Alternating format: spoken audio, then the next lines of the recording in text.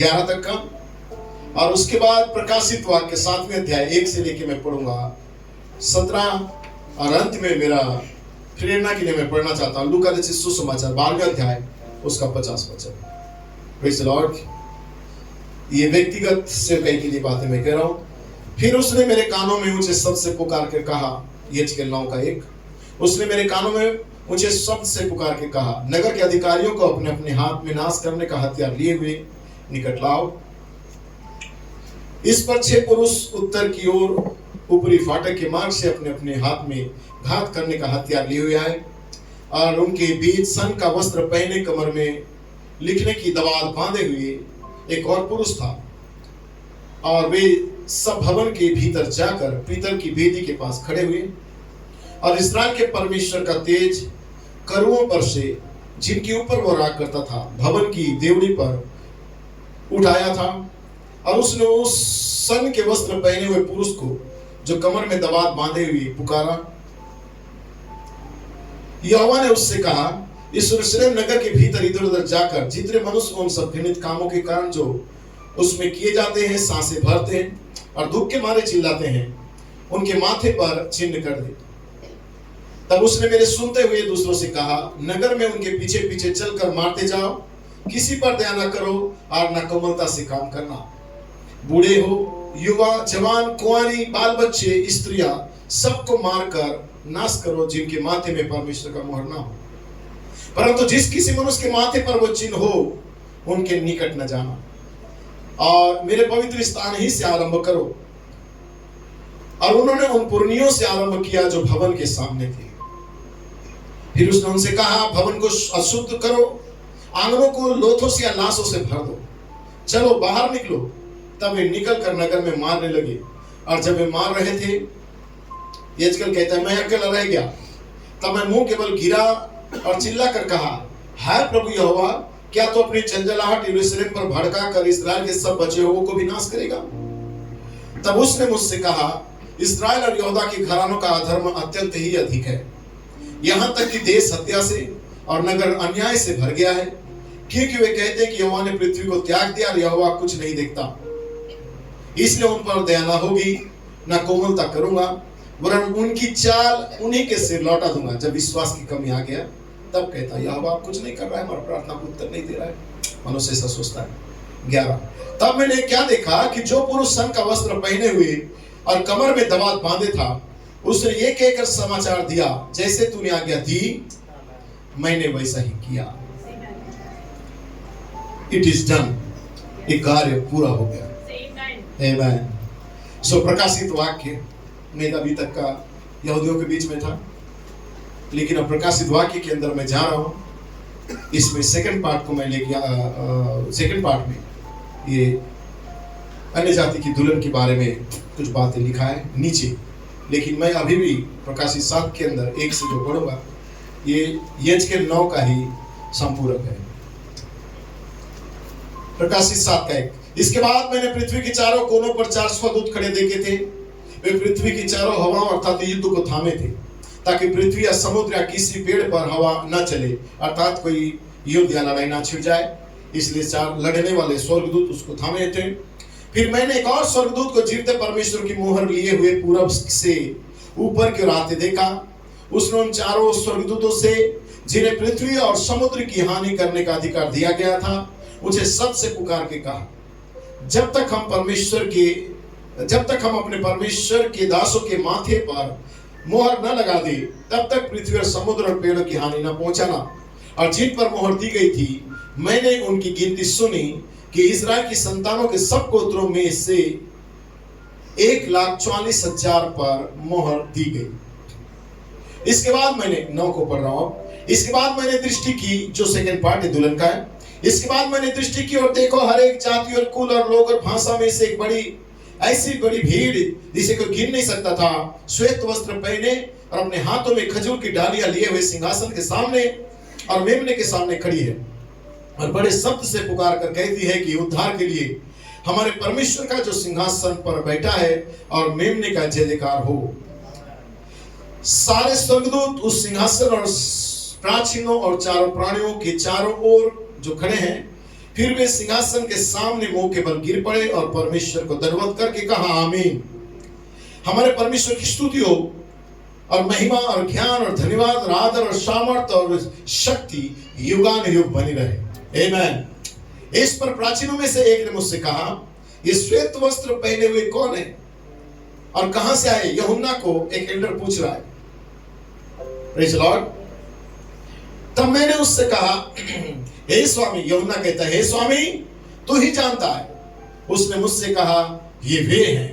Praise Lord. ये वे हैं। ये ब्रदर ब्रानम का सेवकाई था और ब्रदर ब्रानम यूहन्ना से बता रहे हैं कि कौन है। Praise Lord. दुल्हन उसने मुझसे कहा, ये वे हैं जो उस बड़े क्लेश में से निकल कर आए हैं और इन्होंने अपने अपने वस्त्र मेमने के लहू में धोकर श्वेत किए हैं। इसी कारण वे परमेश्वर के सिंहासन के सामने हैं और उसके मंदिर में रात और दिन उसकी उपासना, उसकी सेवा करते हैं। जो सिंहासन पर बैठा है उन्हें वह उनके ऊपर एक सेवकाई को देगा और वो सेवकाई तीसरे खिंचाव और तंबू का दर्शन का होगा। आमीन। उनके ऊपर अपने तंबू को तान देगा, टेंट मिनिस्ट्री को। और जब उनके पास टेंट मिनिस्ट्री आएगा, वे फिर कभी भूखे और प्यासे नहीं होंगे और उन पर न धूप और न कोई तपन पड़ेगी, क्योंकि मेमना जो सिंहासन के बीच में है, प्रेज़ द लॉर्ड, उनकी रखवाली करेगा और उन्हें जीवन रूपी जल के सोतों के पास ले जाया करेगा और परमेश्वर उनकी आंखों से सब आंसुओं को पोंछ डालेगा। वाह, ये क्या ही महान प्रोफेसी है ब्राइड के लिए। आमीन। यही तो हमें चाहिए। स्विट्जरलैंड के बाद दूत यही हमें इशारा कर रहा है। आमीन। सो लूका रचित सुसमाचार अंतिम में पढ़ेंगे। लूका रचित सुसमाचार 12वें अध्याय। Praise the Lord. लूका रचित सुसमाचार 12वें अध्याय उसका 50 वचन। मुझे तो एक बपतिस्मा लेना है और जब तक वह न हो ले तब तक मैं कैसी सकती या संकट में या दवा में रहूंगा। प्रभु इस पढ़े के वचन में आशीष दे। अपने स्थान में बैठ सकते हैं। Praise the lord. आमेन। जब मैं इसाक खलको से सुन रहा था ये संदेश, दबान बांधा हुआ दूत, उस संदेश को भाई इसाक तब संदेश प्रचार किए, सो मैं सोचा कि कैसे जवानों के बीच में संदेश आ रहा है। Praise the Lord. और ये सारी बातें जो हमारे भाई लोग उभार रहे हैं, मैं वास्तव में फिर से अप्रिशिएट करता हूँ सारे भाइयों को, जिन्हें मसीह का मन को उन्होंने पकड़ लिया और जो 5-4 मिनिस्टर प्रचार कर रहे हैं उसी बात को इको करते चले जा रहे हैं। उनके पास वो सेवकाई है और जवानों को मैं सोचता हूँ कि सारी बातें रिकॉर्ड होना चाहिए ताकि कभी हम चर्च में भी दिखा सके। ऐसे प्रचार, ऐसे एक्सोर्टेशन, ऐसा टेस्टिमोनी जो उनके बीच में होता है, प्रेज़ द लॉर्ड, बहुत ही लाभदायक होता है। Praise the Lord. और जवान ही नहीं, हम सारे काले को भी आशीष मिलता है उससे। Praise the Lord. और जब उन्होंने उस दबान बांधा हुआ दूध के विषय में मैसेज को लाए तो पूरा कड़ी दर कड़ी मार्टिन भाई, इसहाक खलखू और भाई नाजिर सोना, प्रेज़ द लॉर्ड, ये तीनों ने जब इनका तीनों का संदेश को मैं सुना, प्रेज़ द लॉर्ड, तो बहुत ऊंचे लेवल में मैं देखा। आमीन। शायद पिछले नाइट का संदेश, पिछला कल सुबह का संदेश आपको याद होगा जवान, कैसे भाई नाजिर ने उस संदेश को लेके आया, उस आग का बपतिस्मा को। Praise the Lord. सब प्रभु भाई नाजिर को आशीष दे। आमीन। उसकी बुद्धि को आमीन परमेश्वर की सामर्थ्य से भर दे। आमीन। ये सारा मैसेज का जो सारांश है आग का बपतिस्मा है। आमीन। क्योंकि बिना आग का बपतिस्मा कभी भी आप रैप्चर में जा नहीं सकते। आग का बपतिस्मा आपका मेरा लाइफ को बदलने जा रहा है। आग का बपतिस्मा हमें चाहिए क्योंकि स्विट्जरलैंड के उस पहाड़ के ऊपर लुढ़कता हुआ जो पहाड़ जो कट के आ रहा था, प्रेज़ द लॉर्ड, ये वो पहाड़ जो रोटी के समान आ रहा था, प्रेज़ द लॉर्ड, ये दानियल का दर्शन था। आमीन। जो स्विट्जरलैंड के पहाड़ से नीचे आ रहा था, आमीन, वो संदेश अनुग्रह को लेके आ रहा था। अनुग्रह, अनुग्रह, अनुग्रह। आमीन। चोटी का पत्थर आग के बपतिस्मा को कलीसिया के अंदर ला रहा था। और जब स्विट्जरलैंड के अंदर हम चले गए थे, प्रेज़ द लॉर्ड, तब आग का बपतिस्मा दुल्हन को तैयार कर रहा था पाने के लिए। आमीन। हालेलुया। कितना महान तरीका से ब्रदर ब्रेड ने कहा, पिता सब कुछ तैयार है, आपको भेज दे। उन्होंने उस विजन को देखा, क्योंकि 5-4 मिनिस्टर जो संदेश को प्रचार करते हैं, ये संदेश समय के दर्शन को लेके आते हैं ताकि कौन से ऋतु और कौन से समय में हम पाए जाते हैं। आमीन। इसलिए समय को जानना है, आप इफिसियों का दूत के साथ रहो। वो अपने समय के संदेश को लेके आएगा। उन्हें मालूम है हम कौन से ऋतु में रहते हैं, हमारा जो टाइम है या हमारा जो वाच है, घड़ी है, प्रेज़ लॉर्ड, आज इफिसियों का दूत है। आमेन ब्रदर उत्तम, हालेलुया। इफिसियों का दूत हमें अपने समय को इशारा करता है, क्योंकि वो दूत ने कहा इट इज डन। क्यों कहा सब कुछ तैयार हो गया या सब कुछ पूरा हो गया? क्योंकि वो दूत जानता था क्रम अनुसार सारा विजन और दर्शन अपने समय में पूरा हो रहा है। इसलिए उस दूत ने उस दमाद को बांधे हुए अपने कमर में, प्रेज़ लॉर्ड, स्विट्जरलैंड की भूमि से आमेन ऐसे सवारी करते हुए निकला और पूरा वर्ल्ड में राउंड किया, और जहां लास्ट में जाके केवल कुड़ब के अंदर उसने अपने कदम को रखा, और जैसे ही कदम को रखा उसने कहा इट इज डन, ये पूरा हो गया। कौन सा विजन पूरा हो गया? दबाव बांधा हुआ दूध का वो दर्शन पूरा हो गया, जो हर जगह में जाके लोगों को मोहर लगा रहा था। आप तुरंत तैयार है आग के बपतिस्मा के लिए, क्योंकि पवित्र आत्मा का छाप और आग का बपतिस्मा ये दोनों एक होते हुए भी दोनों का काम अलग अलग है। क्योंकि पवित्र आत्मा का छाप आपको उस दिन लग गया जिस दिन आपने अपने समय के संदेश को आपका संक्रमित शरीर के अंदर आपने विश्वास किया। मैं नहीं कहता कि आप परफेक्शन में आए, आप सिद्धता में आए, आपका लाइफ में बदलाव आया, आप पूरी रीति से ओरिजिनल मैन बन गए, मैं ये नहीं कहता। लेकिन आपने जिस दिन विश्वास किया भाई दिलीप, आपने कहा होली स्पिरिट, यस मैं पवित्र आत्मा हूं, इस संक्रमित के ऊपर उसी दिन आपके ऊपर छाप लगा, आपको मोहर लगाया गया। और दूध दबाव बांधे हुए और इंग्लिश हॉर्स राइडर या व्हाइट हॉर्स राइडर उस दबाव को लेके जा रहा था ताकि आपके ऊपर छाप को लगाए, और जब आपने कहा मैं वो हूं, आपके ऊपर मोहर लगा दिया और बोला डीमन अब देख रही है मेरा है, मैंने इसके ऊपर अपना छाप को लगाया है। हालेलुया। मेरा बैठ सकते प्रेज़ लॉर्ड। तो आपका छाप 2014 में लगा था, आपका छाप 2014 में लगा था जब आपने कहा कि मैं और पिता एक है, मैं पवित्र आत्मा हूं। हालेलुया।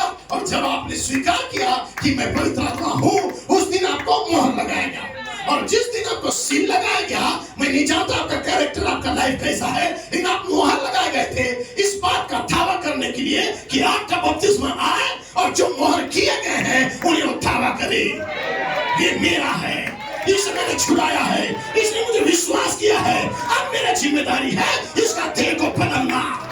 सो आग आएगा आपका संक्रमित से आपको आजाद करेगा। हालेलुया। आप बैठ सकते हैं प्लीज लॉर्ड। आमेन। आमेन। क्या विश्वास करते हैं आप? इसकी बाइबल में लिखा हुआ है प्लीज लॉर्ड। मैं बाइबल के कोट को पढ़ूंगा स्मूर्ण कलीसिया काल में, क्योंकि हर एक व्यक्ति को पवित्र आत्मा का छाप होना चाहिए।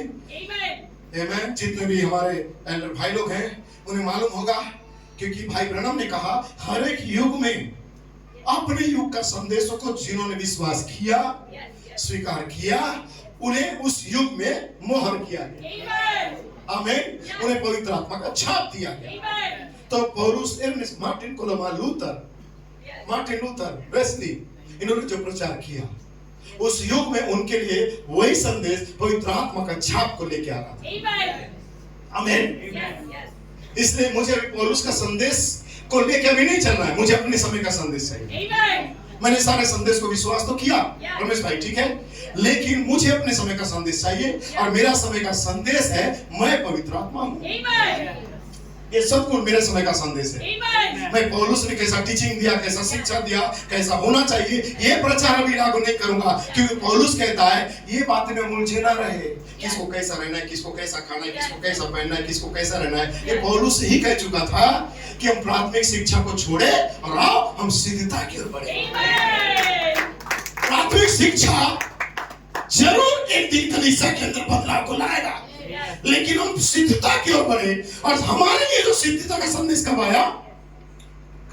आपको याद होगा, भारत के अंदर कोलकाता में जब दूत मैसेज देने के लिए आया था, ब्रदर प्लूएट पुलपिट में आने से पहले हम सारे पास्टरों को बुलाए और पुलपिट के पीछे लेके गए, और ब्रदर प्लूएट वहां पे कहता है कि हम एक संदेश को लेके आए हैं और आप सेवकों को चाहिए अपने पुलपिट को गंदा होने मत देना, अपने कलीसिया में किसी भी विश्वासी को खड़े होने मत देना।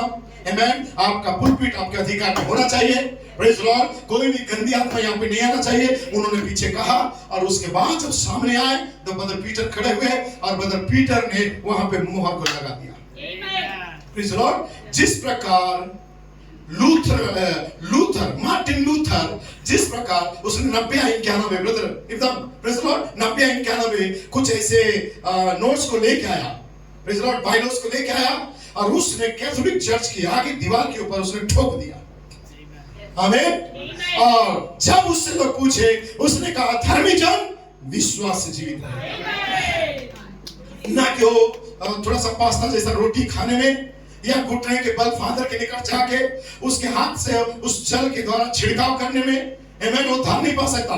धर्मी जन विश्वास से जीवित रहेगा, प्रेज़ द लॉर्ड। और जब उसने इस बात की दावा किया उस समय जिन्होंने विश्वास किया, नबी कहता है उस समय वो छाप लग गया, उन्हें मोहरबंद किया गया, क्योंकि उस समय जो कैथोलिक पोप था वे अपने सारे उसूलों को और नियमों को पुराना नियम क्यों लेके जा रहे थे, जिसे यीशु मसीह ने आया और लिखा है सारे विरोधों को मिटा दिया और एक बार के बलिदान के द्वारा हमें क्या किया, धर्मी ठहरा दिया। लेकिन यहाँ पे विजय करने वाला मसीह के स्थान में पोप आके वहां पे जल छिड़क रहा था, शुद्ध जल, जो कि रॉन्ग मिनिस्ट्री था। ये मिनिस्ट्री चेंज हो गया था और ये प्रकाशन किसके पास आया था, मार्टिन लूथर के पास। अब हम अभी 8 जून को एक उससे क्या बोलते हैं, रेड हैट पर लाल बछड़ा, ठीक है, एक बछड़ा को अभी जलाया गया। आपको मालूम होगा बलिदान किया गया, कितने लोग को मालूम है? इस्राएल के अंदर अभी एक बछड़ा को जलाया गया, उसे बलिदान किया गया इस्राएलियों के द्वारा। उमर का मस्जिद का इस दीवार के इस पार वहां पे लोगों ने तैयारी किया और वहां पे बछड़ा को जलाया।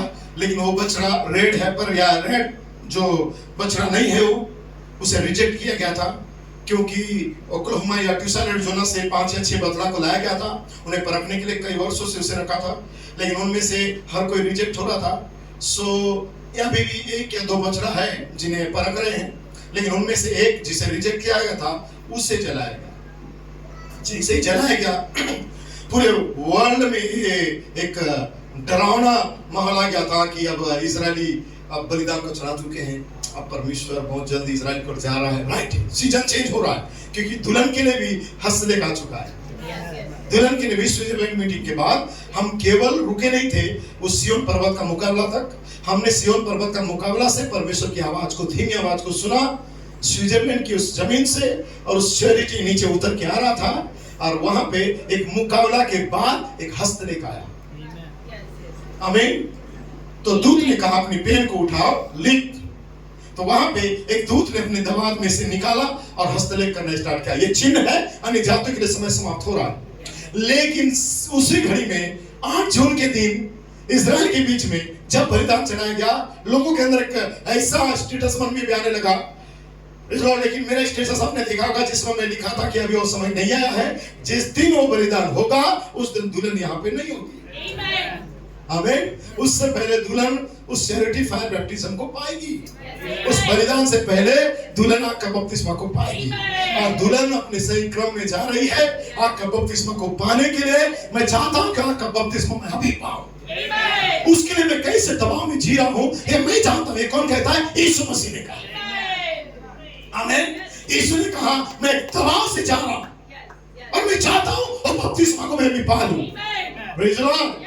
आग का बपतिस्मा, प्रेज़ द लॉर्ड। और तब यीशु मसीह ने इस दबाव के विषय में कहा, ये दुल्हन के पास भी ये रेवलेशन आया ताकि दुल्हन आग का बपतिस्मा को पाए। लेकिन आग का बपतिस्मा जिस दिन दुल्हन पाएगी, ये आग का बपतिस्मा आपका संक्रमित से क्या करेगा? अलग कर देगा। संक्रमित अर्थात आपका 16 तत्वों का बॉडी से, आपका 5 इंद्रियों से आपको अलग करेगा, और आप इस दुनिया में नहीं होंगे, आप एक महिमामय देह को पाने जा रहे हैं।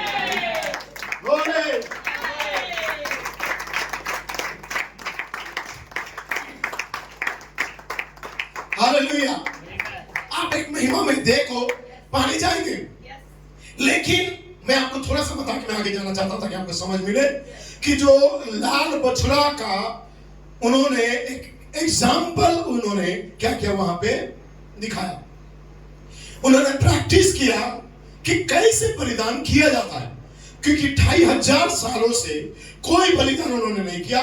जब राजा टाइटस आया 1996 में, उसके बाद इजरायली पूरा रौंदे गए, ये जितने रौंदे गए, ये जो मारे गए, काटे गए, और ये जो नरसंहार किया गया, सड़कों में लाश और जो लोथे पड़ा हुआ था, खून पूरे यरूशलेम में से नदियों के समान बह रहा था। ये कब हुआ?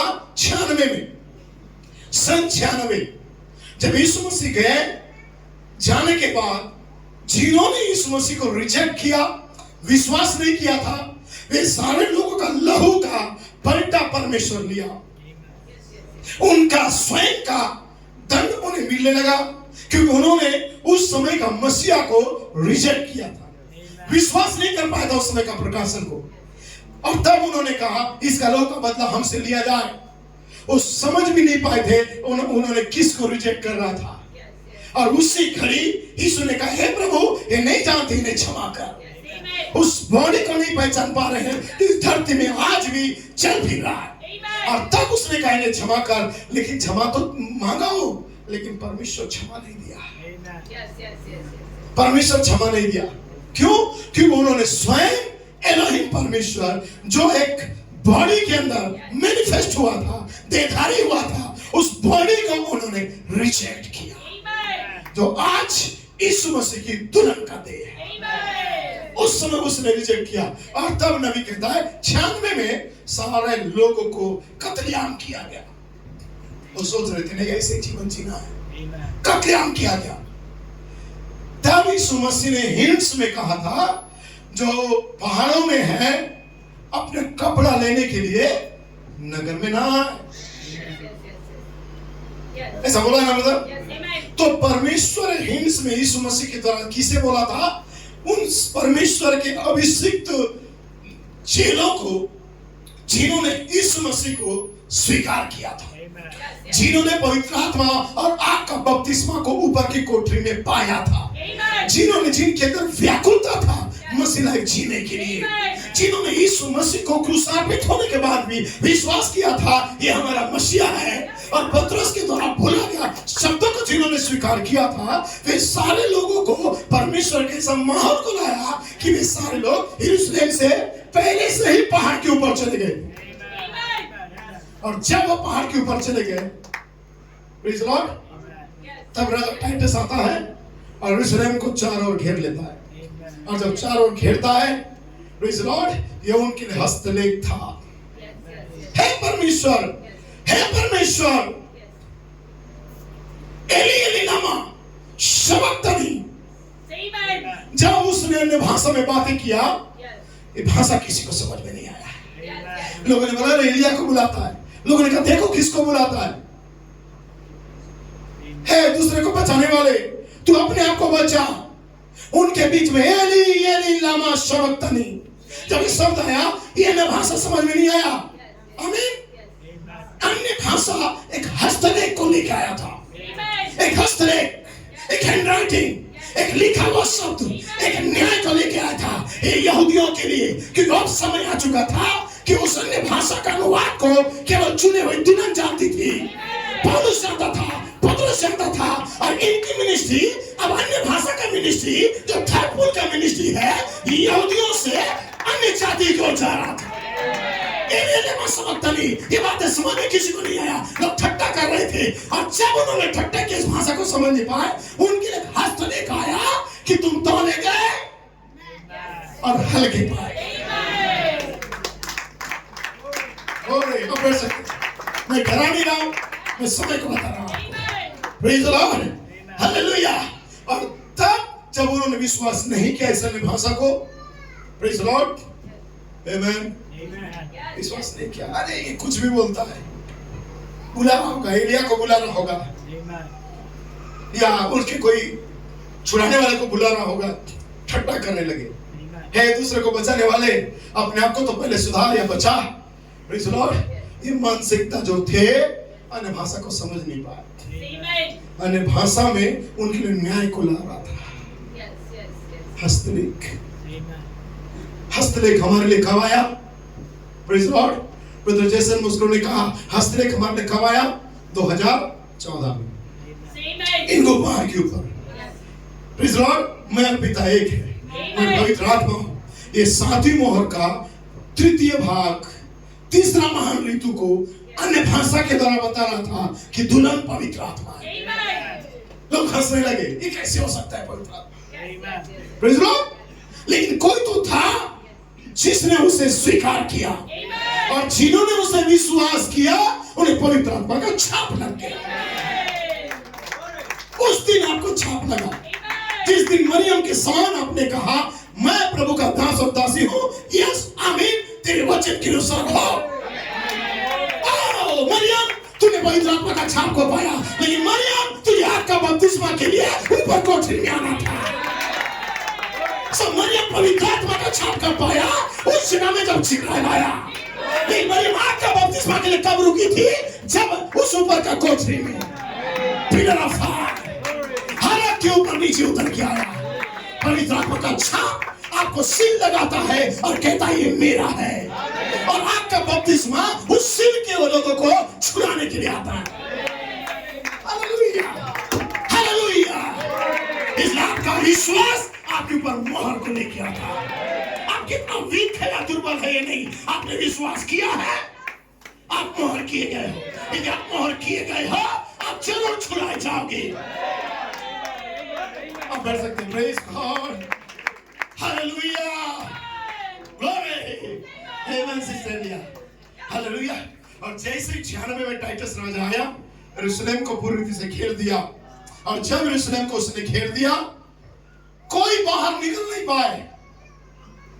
और बाहर कौन निकले थे? वे जिनके ऊपर पवित्र आत्मा का छाप था, जो मोहर बंद किए गए थे, जो अग्नि का बपतिस्मा को पा चुके थे, जो समय के प्रकाश को स्वीकार किया था।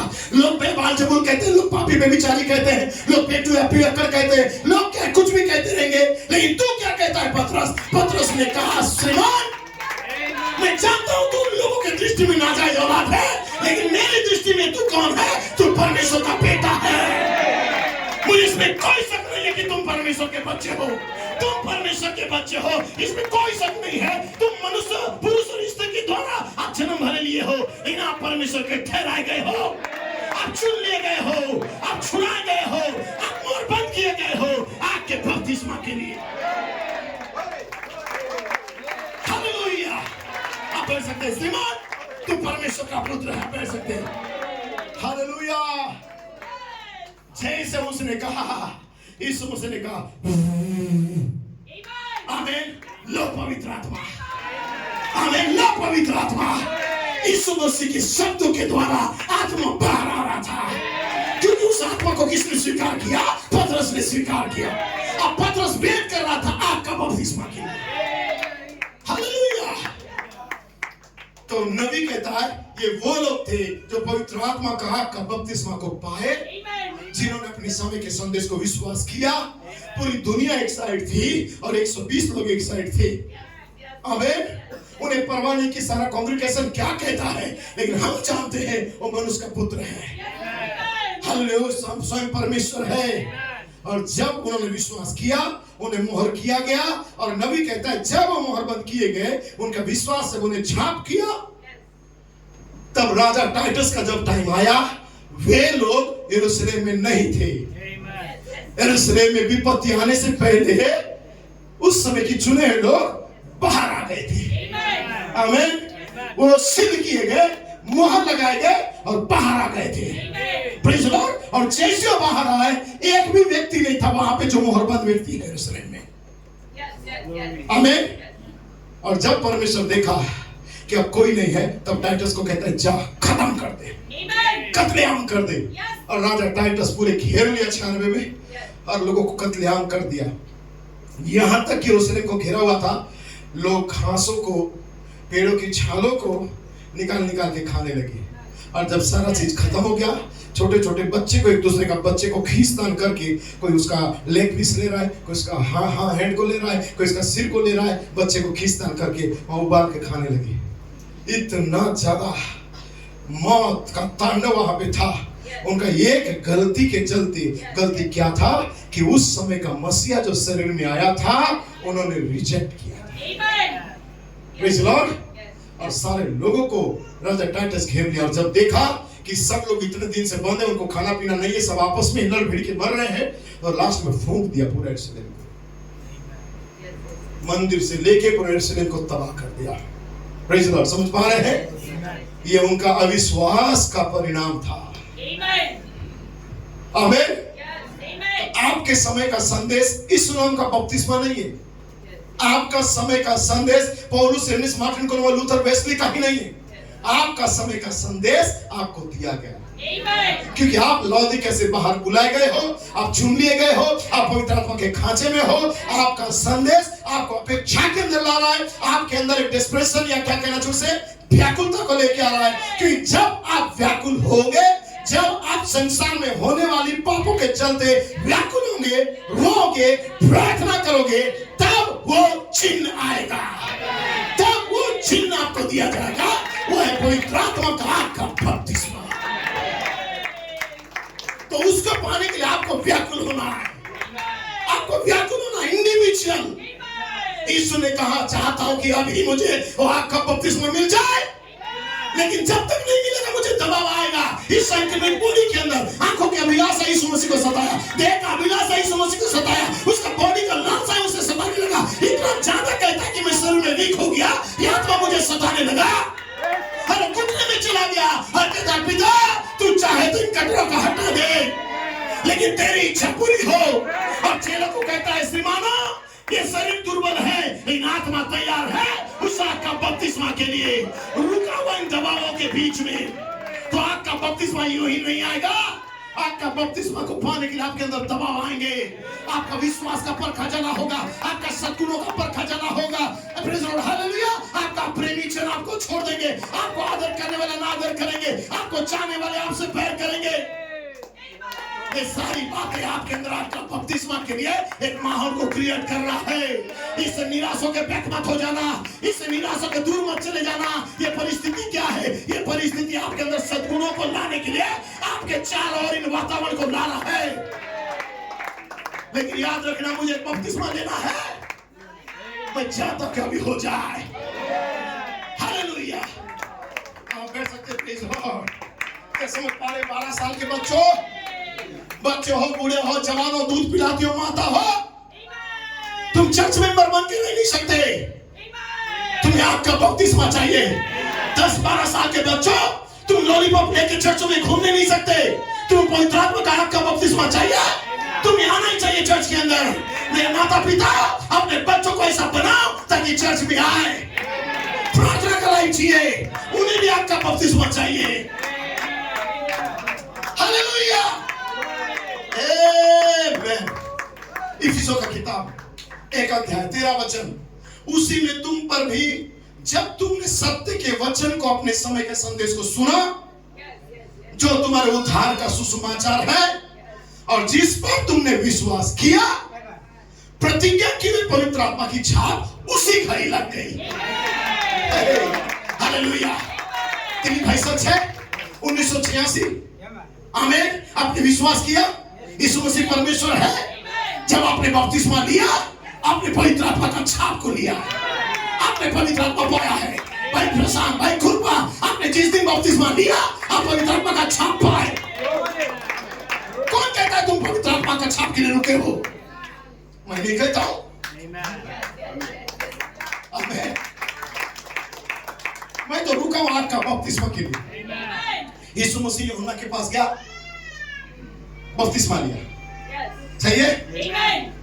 आसमान में छीना गया पवित्र आत्मा का पिंडुक, छाप लगाने, बताने के लिए कि ये मेरा प्रिय पुत्र है, इससे मैं प्रसन्न हूं। राइट है? और जब यीशु मसीह अपनी सेवकाई को कर रहा था, यीशु मसीह ने कहा, मुझे और एक बपतिस्मा लेना है, मुझे दाएं और बाएं बिठाने का अधिकार तो नहीं है। बोला, नहीं प्रभु, तेरे पास इतना तो अधिकार है, तो किसी को भी इधर बिठा सकता है। उसने कहा, ठीक है, दाएं बाएं बिठा दूंगा, लेकिन जो बपतिस्मा मैं लेने पर हूं, आमीन, ये मेरा व्यक्तिगत सेवकाई। कोई भी इस जगह में बैठ सकता है, कोई भी इस जगह में बैठ सकता है, कोई भी इस जगह में बैठ सकता है, कोई भी मेरे जगह में आके पास्टरशिप कर सकता है, डीकनशिप कर सकता है, सॉन्ग लीडर का काम कर सकता है, कोई भी। वेलकम है आपके अंदर का गिफ्ट के अनुसार। आप वीक हो या सिद्ध हो, मैं नहीं जानता, क्योंकि मेरा काम जजमेंट करना नहीं है। मेरा काम एक ही है, मैं वेट कर रहा हूं आपके बपतिस्मा के लिए। प्रेज़ द लॉर्ड, मैं रुका हूं आपके बपतिस्मा के लिए। और जब आपका बपतिस्मा आएगा, हालेलुया, हर एक व्यक्ति को उसका पोजीशन को देखेगा। जब यीशु मसीह पवित्र आत्मा का छाप को पाया, चेलों के साथ चलने लगा, चेलों के साथ घूमने लगा, बातें करने लगा। और एक दिन चेलों को बोलता है, श्रीमानो मुझे एक बपतिस्मा लेना है। पतरस बोलता है, श्री प्रभु तूने तो बपतिस्मा लिया था यूहन्ना के द्वारा, आमीन, और तुझे उसी समय तो पवित्र आत्मा का छाप लगा था। यीशु ने कहा, मुझे आग का बपतिस्मा चाहिए, मुझे संपूर्ण देह से छुटकारा चाहिए। मैं इस देह को बदलता हुआ देखना चाह रहा हूँ, मैं रूपांतर का देखना चाह रहा हूँ। मैं उस रूपांतर का मुकाबला को देखूंगा, उस प्रकटीकरण को देखूंगा, उस सद्गुण का प्रकटीकरण को देखूंगा। बस मैं रुका हुआ उस दिन के लिए। और सडनली एक दिन परमेश्वर उसके पास लेके आया और उसे रूपांतर पर्वत के ऊपर लेके गया और पिलर ऑफ फायर नीचे उतर के आया, उसे मोहर लगाने के लिए और बताने के लिए कि ये मेरा प्रिय पुत्र है। उसकी अपेक्षा, उसकी व्याकुलता, उसका चिंता, उसका रोना, उसका विलखना, उसका घुटने का लाइफ, उसका आग का बपतिस्मा को नीचे लाया। हालेलुया। आप देख सकते हैं, चारों शास्त्री फरीसी उसके खिलाफ है, उसके सगे भाई लोग उसके खिलाफ है, उसके मम्मी का परिवार, उसके मामा लोग उसके खिलाफ है, उसका कहे जाने वाला पिता का परिवार उसके खिलाफ में षड्यंत्र रचना था। सही है, चारों ओर से उसका षड्यंत्र में किसका हाथ था? आपको मालूम है, भाई ब्रैनम कहता है यीशु मसीह को पकड़वाने में और उसको षड्यंत्र में उसको किसका हाथ था? है? भाई लोगों का हाथ था। उसका खुद खून का भाइयों का हाथ था ताकि उसको क्या किया जाए? क्रूस में टांगा जाए। मात्र यहूदा तो सामने आके बेचारा फंस गया, लेकिन उसको षड्यंत्र में कौन लेके जा रहा था? उसके भाई लोग।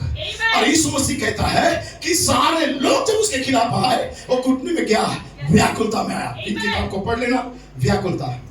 और सुबह प्रचार किए व्याकुलता और शाम को प्रचार किए हैं टोकन, ब्रदर ब्रैनम। और कहता है जब व्याकुलता उसके ऊपर आया, ब्रदर और दूत ने कहा, उठ, अब मेरा समय आ चुका है, तुझे मैं प्रकट करूं। और तू अपने आप को क्या कर? शो कर, दिखा लोगों के सामने, क्योंकि शो डाउन का टाइम आ चुका है। जब हिजबेल उसके खिलाफ आई और जब अहाब उसके खिलाफ आया, चुपके से किसी जगह में गया, अपने आप को बंद कर दिया था, प्रेज़ द लॉर्ड। और वे लोग कसम खाए थे उसको मर्डर करेंगे करके एलिया को, और एलिया चुपा हुआ था। बोलता है यहोवा के लिए मुझे बहुत जलन है, यहोवा के लिए मेरे अंदर जलन आ गया है। उसी घड़ी यहोवा का दूत कहता है, हे एलिया उठ, आमीन, तो जा और एलिया अहाब के सामने शो कर, अपने आप को दिखा। शोडाउन का टाइम आ चुका है। हालेलुया। तब एलिया नीचे उतर के आता है, जैसे आता है आप देख के कहता है, हे मेरे शत्रु, हे इजराइलियों को सताने वाला, तेरे बोलने के कारण पानी नहीं गिर रहा है, तेरे बोलने के कारण अकाल आया है। उसने कहा, हे अहाब, सताने वाला मैं नहीं हूं, मैं तो यहोवा यूं कहता है बोला है। सताने वाला तो तू है। तो इस्राएलियों को मूर्त के पूजा के आगे झुका रहा है, इस्राएलियों को गलत तर्जुमा की ओर लेके जा रहा है, इस्राएलियों को बाल के पूजनियों के साथ समझौता करने दे रहा है। इस्राएलियों को तूने अपने धर्म को बेच डाला एस्तोर देवी के सामने। और क्या नाम था उसका? इजाबेल के सामने। बुद्राम, गॉड ब्लेस यू। आमेन। मैं बुद्राम को प्रवासी दे, मैं देख रहा हूँ उसका प्रार्थना इतना बहुत ही जबरदस्त प्रार्थना रहता है यूथ मीटिंग के अंदर। Praise the lord. Amen. So God bless you. Amen. Isabel, उसने कहा तूने अपने कलीसिया के अंदर इजाबेल धर्म को लेके आया, लिपापोती करने की आत्मा को, ड्रेसिंग आत्मा को, सारे गंदगी, पाप और बुराई की आत्मा को, मर्डर करने की आत्मा को, मूर्त पूजा करने की आत्मा को, यहोवा को सबसे लास्ट में और अभिलाषा और संसार को पहला स्थान देने की आत्मा को लेके आया। मैं नहीं हूं इस्राएल को खत्म करने वाला, मैं नहीं हूं इस्राएल को सताने वाला। इनके काम एलिजाबेथ या इजबेल के कामों को इन्होंने स्वीकार किया, तब इनके ऊपर विपत्ति आया। इजाबेल धर्म, इजाबेल एक ऐसा धर्म है जो धर्म शुरू से चलता आया है। Praise the Lord. जब कुछ भी करो, मूर्त पूजा करो, संसार में जाओ, संसार के लोगों के समान ड्रेसअप करो, उनके जैसा पहनो, उनके जैसा रहो, उनके जैसा चलो, उनके जैसा पहनो, उनके जैसा उठो, उनके जैसा घूमो फिरो, उनके जैसा क्या करो?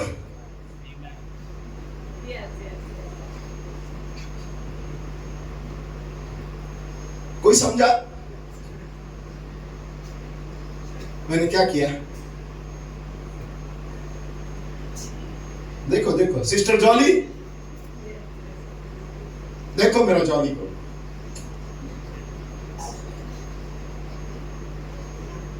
देखो मेरा हेयर स्टाइल को, और देखो मेरा ग्लू को,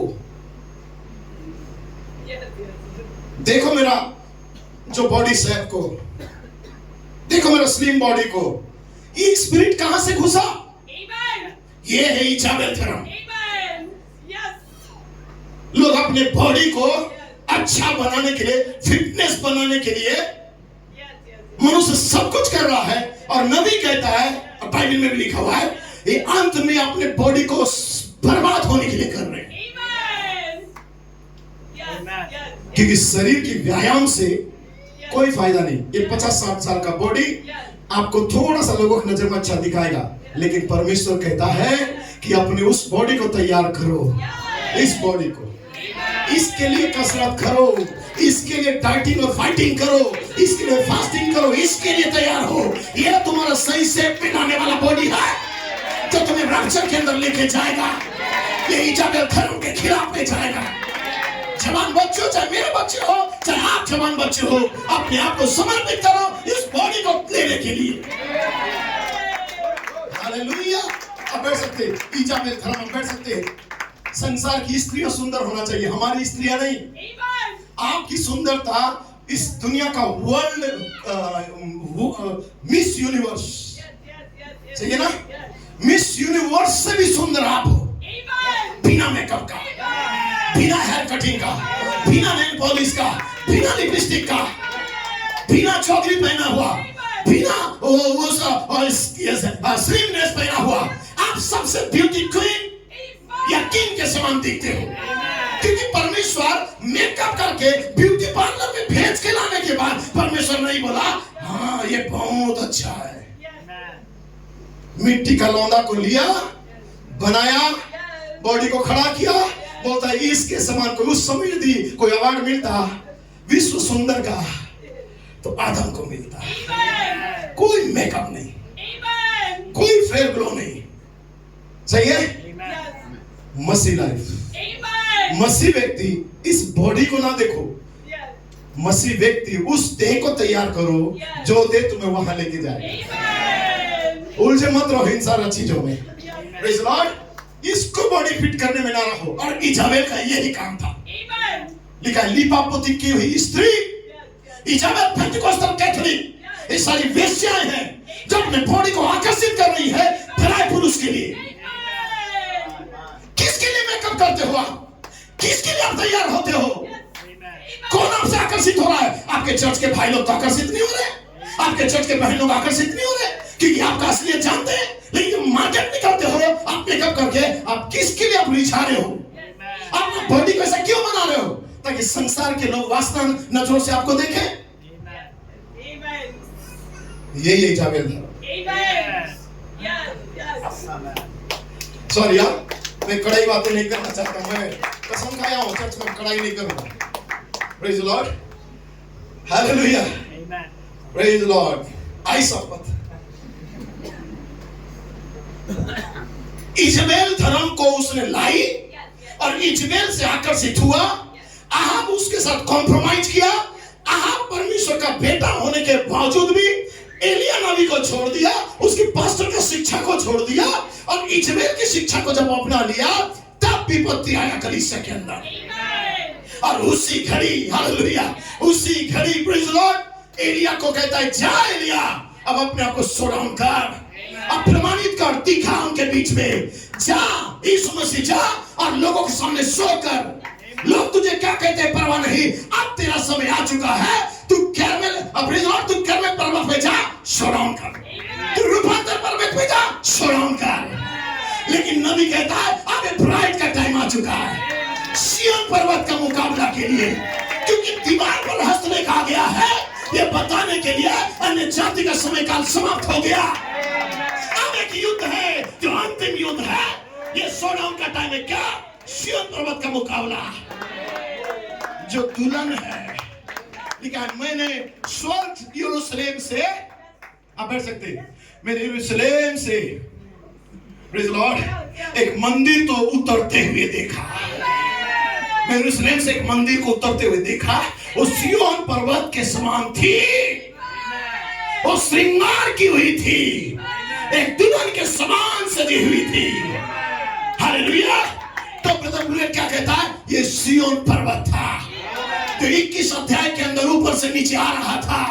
आपके अंदर सद्गुणों को मोहर लगाने के लिए स्विट्जरलैंड की पहाड़ से वो चोटी कट गया था और वहां से नीचे आ रहा था। इस पर मार हो, मार हो, मार हो। हालेलुया। आप बोल सकते अभी तक मैं टाइटल नहीं दिया और शुरुआत भी नहीं किया हूं, प्रेज़ द लॉर्ड। लेकिन आपको मैं बता दूं, जो रेड हेपर है, लाल बछिया है, ये लाल बछिया पुराने नियम के लिए या यहूदियों के लिए चिन्ह है। जैसा भजन संगीता में लिखा हुआ है, जुफा से मुझे शुद्ध कर ताकि मैं पवित्र हो जाऊं। ये जुफा क्या है? जुफा क्या है? ग्रास, घास। सही है? जुफा एक घास होता है। घास को वो क्या करते हैं? घास को लेते हैं, झब्बादार घास को, उसको बांध के लकड़ी के साथ क्या करते हैं? उसे रखते हैं। ये इसे जुफा कहते हैं। और शुद्धता के लिए एक शुद्ध जल होना चाहिए। तो शुद्ध जल किससे बनता था? परमेश्वर का नियम था शुद्ध जल बनाने का विधि। और शुद्ध जल ये था कि तुम एक ऐसा बछड़ा को लाओ जो लाल कलर का बछड़ा हो, जिसके ऊपर कभी भी कोई बोझ ना रखा हो, अर्थात वो किसी का गुलाम ना हो। Praise the Lord. उसके ऊपर कोई बोझा ना हो, वो गुलाम ना हो, प्योर पवित्र हो। उसे 14 दिन परखा जाए, आमीन, और उससे नहलाया जाए, उसे धुलाया जाए।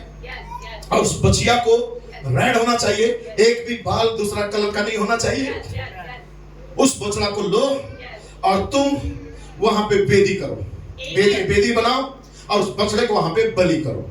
और जब बछड़ा को तुम बलि करते हो, रेड हेपर को बलि करने के बाद वो राख हो जाएगा। जब राख हो जाएगा, उसका राख को उठाओ और पानी में उसे मिला दो। और जब तुम उसको पानी में मिला के घोलोगे, तब तक मिलाओ जब तक वो घुल ना जाए। और जब घुल जाए, उससे जुफा को लो, डुबाओ और उन व्यक्तियों के ऊपर छिड़को जो रिपेंट करना चाहते हैं, जो पापों से मन फिराना चाहते हैं, जो अशुद्ध हो चुके हैं लेकिन अब शुद्ध होना चाहते हैं। उनके लिए क्या करो? जुफा को डुबाओ और बछड़े का राख और पानी को जब मिलाओगे, उसे कहा जाता है शुद्ध जल। हमने जल का भी बपतिस्मा लिया है। हमारे पास वचन भी है, हमारे पास जल भी है, लहू भी है, आत्मा भी है। हालेलुया, आमेन, हालेलुया। आप कर सकते, प्रेज गॉड। सो ये पुराना नियम का रीति था, लेकिन दानियल में लिखा है जिस दिन इजराइल में ये कार्य स्टार्ट होगा, उस दिन दुल्हन यहां पे नहीं होगी। आमीन। और जब जलाया गया, पूरा हड़बड़ी मच गया पूरा इंडिया में, इंडिया ने पूरा वर्ल्ड में। अरे बछड़ा जलाया गया, जलाया गया, लेकिन मालूम नहीं था लोगों को कि लाल बछिया नहीं है, वो केवल प्रैक्टिस कर रहे हैं। क्योंकि कोई भी भूल नहीं होना चाहिए जिस दिन वो मंदिर में उस बलिदान को करेंगे। क्योंकि पुराना नियम में था, यदि कोई याजक बिना पवित्रता का, अपवित्र अवस्था में, अशुद्ध अवस्था में यदि मंदिर के अंदर चला गया, वापस उसका मरा हुआ लाश आएगा। ये तो अनुग्रह है न जातियों के लिए। हम जैसा तैसा जीवन जी के भी हम चर्च में आ जाते हैं, ये तो अनुग्रह है परमेश्वर का। अन्यथा हम इस मंदिर में देवड़ी में कदम रखने के लायक नहीं थे। लेकिन आग का बपतिस्मा को आने दो। ब्रदर ब्रनम ने कहा है, जिस दिन कलीसिया लेपालकपन को पाएगी, जिस दिन कलीसिया आग का बपतिस्मा को पाएगी, उस दिन कलीसिया में एक भी पापी नहीं रहेगा, एक भी झूठ बोलने वाला नहीं रहेगा। हनन्याह और सफीरा की आत्मा को उसी घड़ी मौत आएगा। और ये कब होगा? जब आग का बपतिस्मा आएगा। तो आग का बपतिस्मा के लिए आपके अंदर व्याकुलता होना है, ताकि आग का बपतिस्मा आपके अंदर की गंदगी को जलाए। ना कि स्पोकन वर्ड के द्वारा कोई पुलपिट से बोले और हनन्याह सफीरा के समान मौत हो। इससे भला होगा कि आपका बपतिस्मा आपके अंदर का गंदगी को जलाए। समझ पा रहे हैं? इसलिए समय समाप्त हो रहा है। अन्य जातियों के लिए हस्तलेख आ चुका है। ये हस्तलेख के द्वारा अन्य जाति का शुरुआत हुआ था। हस्तलेख जब आया, मने मने तकेल उपारसी तोला गया तो हल्का पाया गया। उसी हस्तलेख के द्वारा अन्य जातियों का उदय हुआ है सोए भाई। उसी समय से भारत के कुछ लोग गए और मर्डर किए वहां पे जाके राजा बेलशस्सर को और उनके सेनाओं को। कुछ इंडियन थे, कुछ और लोग थे, मादी फर्सी थे। आमीन। तो अन्य जातियों का शुरुआत कैसे हुआ? दीवार पर हस्तलेख से। और नबी कहता है हस्तलेख ही अन्य जातियों का सेवा को समाप्त करेगा। और स्विट्जरलैंड का मीटिंग के अंदर क्या आया था? हस्तलेख का प्रकटीकरण आया था। हस्तलेख तो 14 में आया, लेकिन 2025 के अंदर हस्तलेख का अनुवाद किया गया था पूरी रीति से। और तब पौलुस लिखा हुआ है, पत्र प्रेरितों के काम में लिखा हुआ है, जब तक कि पेंतिकोस्त का दिन पूरी रीति से आ ना जाए। शायद इस शब्द को आपने कभी नहीं पकड़ा होगा। बहुत अच्छा लिखा है सब, लेकिन एक पॉइंट लिखा है 2 लाइन में। क्या लिखा है अच्छे भाई? जब तक कि पेंतिकोस्त का दिन पूरी रीति से ना आ जाए। एक ऐसा वर्ड प्रेरितों के काम में छिपा है तो सारे मिशनरियों से, सारे इस्राएलियों से, सारे अन्य जाति की कलीसियाओं से और सारे सिख चिन्ह वालों से छिपा दिया। लेकिन वहां पे एक व्यक्ति का नजर गया जिनके अंदर ईश्वर की आत्मा था, ब्रदर ब्लूमेट के अंदर। और ब्रदर ब्लूमेट ने इतना पुस्तक में इस कोड को पकड़ लिया, जब तक वो दिन पूरी रीति से ना आए उस दिन तुम जानोगे। और 2014 पता चल गया ये क्या था। एक दिन आना था और तब उन्होंने 2014 के अंदर कहा दुल्हन पवित्र आत्मा है, लेकिन दुल्हन को उन्होंने कहा ठहरे रहो, ठहरे रहो। तुम पर आज मोहर तो लग गया, तुम सील किए गए, अब तुम्हें कोई शैतान छीन नहीं सकता मुझसे। तुमको मोहर लगा दिया, तुमने विश्वास किया, तुम्हें कोई छीन नहीं सकता। जाओ दुनिया में जाओ, 10, 11, 12 साल चलो, कोई बात नहीं। लेकिन तुम क्या हो? तुम्हारे माथे में सील है। भाई ब्रनम कहता है सील कहाँ लगाया जाता है? माथे में। बाइबल में लिखा हुआ है ना, माथे पे। इस्राएलियों को माथे में लगाया गया। और भाई ब्रनम कहता है माथा अन्य जातियों के लिए क्या है? माथा क्या है अन्य जातियों के लिए? रेवलेशन।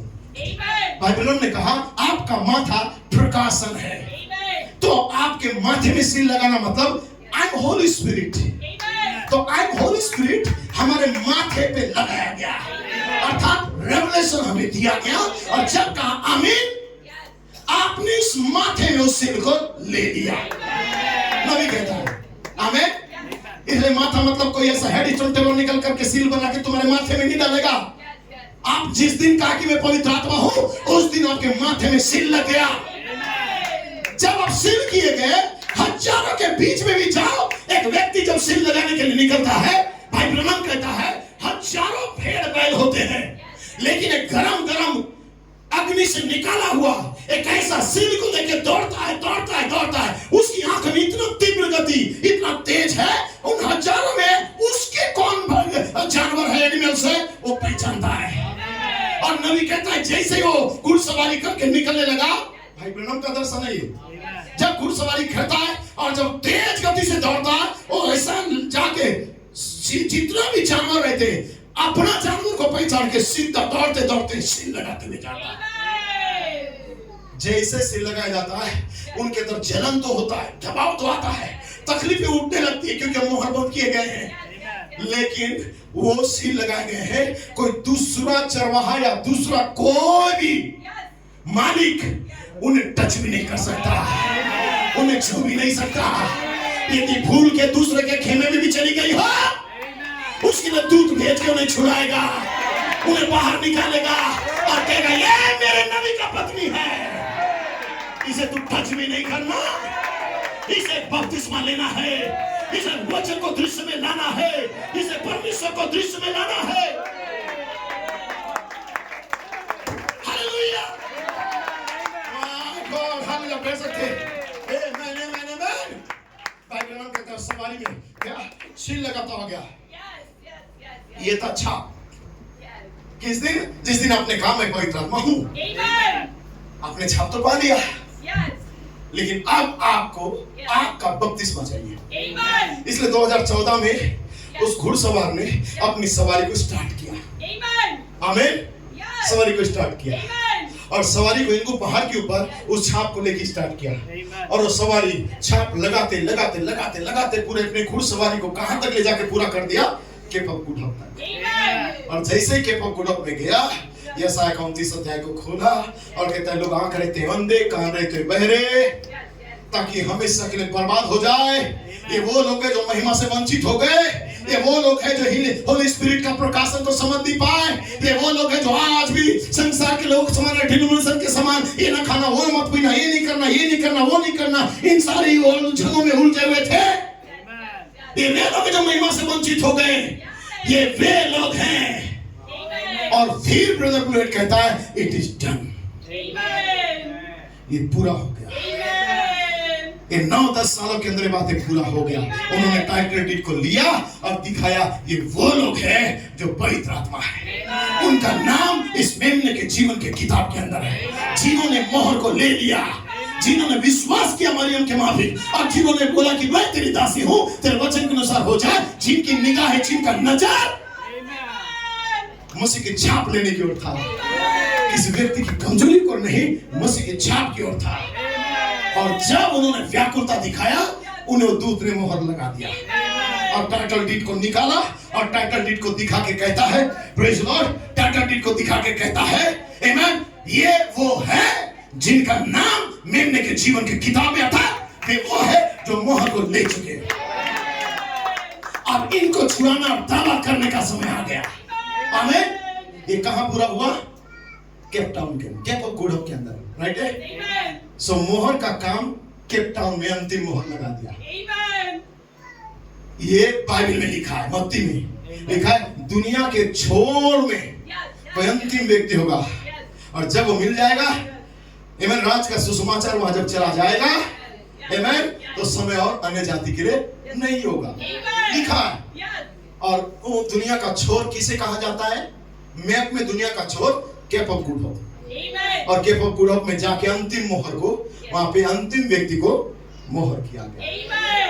और जब यजकेल 9 के अंदर मोहर लगाया गया, वो दूत मोहर लगाने वाला सफेद घुड़सवार था, और जब वो लगाते लगाते लगाते अंतिम व्यक्ति को मोहर लगाया, तब उसने जाके कहा, हे पिता, तूने जो काम मुझे दिया था, उस काम को मैंने पूरा किया।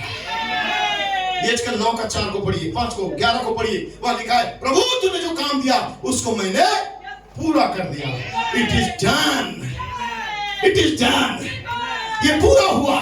और जब उसने कहा पूरा हुआ, तब उनसे कहते हैं, अब जा, किसी को रहम ना करना। अब उनके लिए क्या है? अनुग्रह खत्म, मध्यमता खत्म, बीचवाई खत्म, अब उन पर रहम ना करना। तब ब्रदर ब्लूहेड आते हैं स्विट्जरलैंड के अंदर, केप टाउन में उन्होंने इस काम को पूरा किया, और उस काम को पूरा करने के बाद अपनी सवारी को लिया और स्विट्जरलैंड की भूमि में कदम रखा, आमीन, और वहां खड़ा होकर कहता है, पिता, मैंने 11 सालों से जो किया वो काम पूरा हो गया। अब स्विट्जरलैंड के भूमि में बहुत अच्छा प्रचार देखने मत जाओ, कौन सा विजन पूरा हो रहा था, कैसे यजकेल का बात है ना, जातियों के लिए एक सिंबल चिन्ह के रूप में पूरा कर रहा था। एक व्यक्ति दावा कर रहा है, प्रभु मैंने 11 सालों से तेरे कार्य को किया, तूने जो बोला मैंने वो किया, तूने जो बोला मैंने ये किया, तूने जो बोला मैंने ये किया, ये किया, ये किया, ये किया, और लास्ट में कहता है, प्रभु सब कुछ पूरा हो चुका है, अब आपको भेज दे। और ब्रदर ब्लूहेड प्रचार करने से पहले ब्रदर ब्लूहेड को दूत ने कहा, तेरा मन इतना व्याकुल क्यों है ब्रदर ब्लूहेड? ब्रदर ब्लूहेड कहता है, प्रभु मैं बहुत बेचैन हूँ। तब ब्रदर ब्लूहेड को दूत ने कहा, अपनी कलम उठा और लिख को दे, उसे देख वहां क्या लिखा है। उन्होंने तुरंत 265 नंबर पन्ना को खोला, स्पोकन वर्ड ओरिजिनल सीट को, और जैसे उन्होंने पढ़ा, उसमें कलम उठा और लिख, भाई ब्रनम को दूत ने बोला। और वहां दूत ने क्या लिखने बोला भाई ब्रनम को? भाई ब्रनम को दूत ने बोला, अपनी कलम उठा और लिख, एक हस्तलेख को कर, और ये लिख क्या वो समय आ चुका है, हर एक अपनी जाति के अनुसार फल लेके आएंगे। भूसी रहेगा, बीज रहेगा, पापी रहेगा, धर्मी रहेगा, जो मलिन है मलिन रहेगा, जो शुद्ध है शुद्ध रहेगा। अब वह समय आ चुका है, दोनों को साथ साथ बढ़ने दे, दोनों के ऊपर पवित्र आत्मा का बारिश आएगा, संदेश का प्रकाशन आएगा। लेकिन जो जहां से आया है उस बीज को लेके आने का टाइम आ चुका है। और जैसे ही दूत ने भाई ब्रनम को बोला, भाई ब्रनम ने कलम को उठाया और लिखने लगा। बोला हर एक अपनी जाति को लेके आएगा, और जब वो जाति को लेके आएगा भाई ब्रनम ने लिखा। उसके बाद पहला उन्होंने लिखा कार्मेल पर्वत का मुकाबला, दूसरा लिखा रूपांतर पर्वत का मुकाबला, और भाई ब्रनम तीसरा में लिखते हैं अब एक मुकाबला बाकी है जो दुल्हन का है, सिय्योन पर्वत का मुकाबला। और सिय्योन पर्वत का मुकाबला क्या है? एक दबाव, एक बेचैनी, एक व्याकुलता, एक सही और गलत का बीच का फासला। Praise the Lord. एक ऐसा स्थिति को लेकर आएगा दहस। मैंने क्या कहा समझे? दहस। भाई ब्रनम कहते हैं सातवीं मोहर को, ब्रदर सही है इब्राहिम भाई? दहस। भाई ब्रनम ने ऐसा लिखा है, एक ऐसा बेचैनी है, एक ऐसा व्याकुलता है, एक ऐसा प्रकटीकरण को लाएगा, एक सद्गुण का पहचान को लाएगा, एक सामर्थ का प्रदर्शन को लेके आएगा।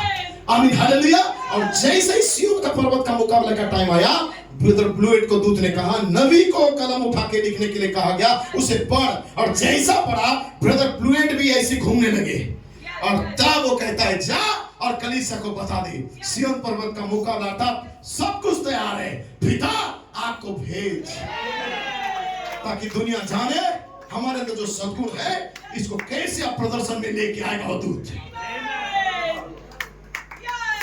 Hallelujah, glory, thank you Lord.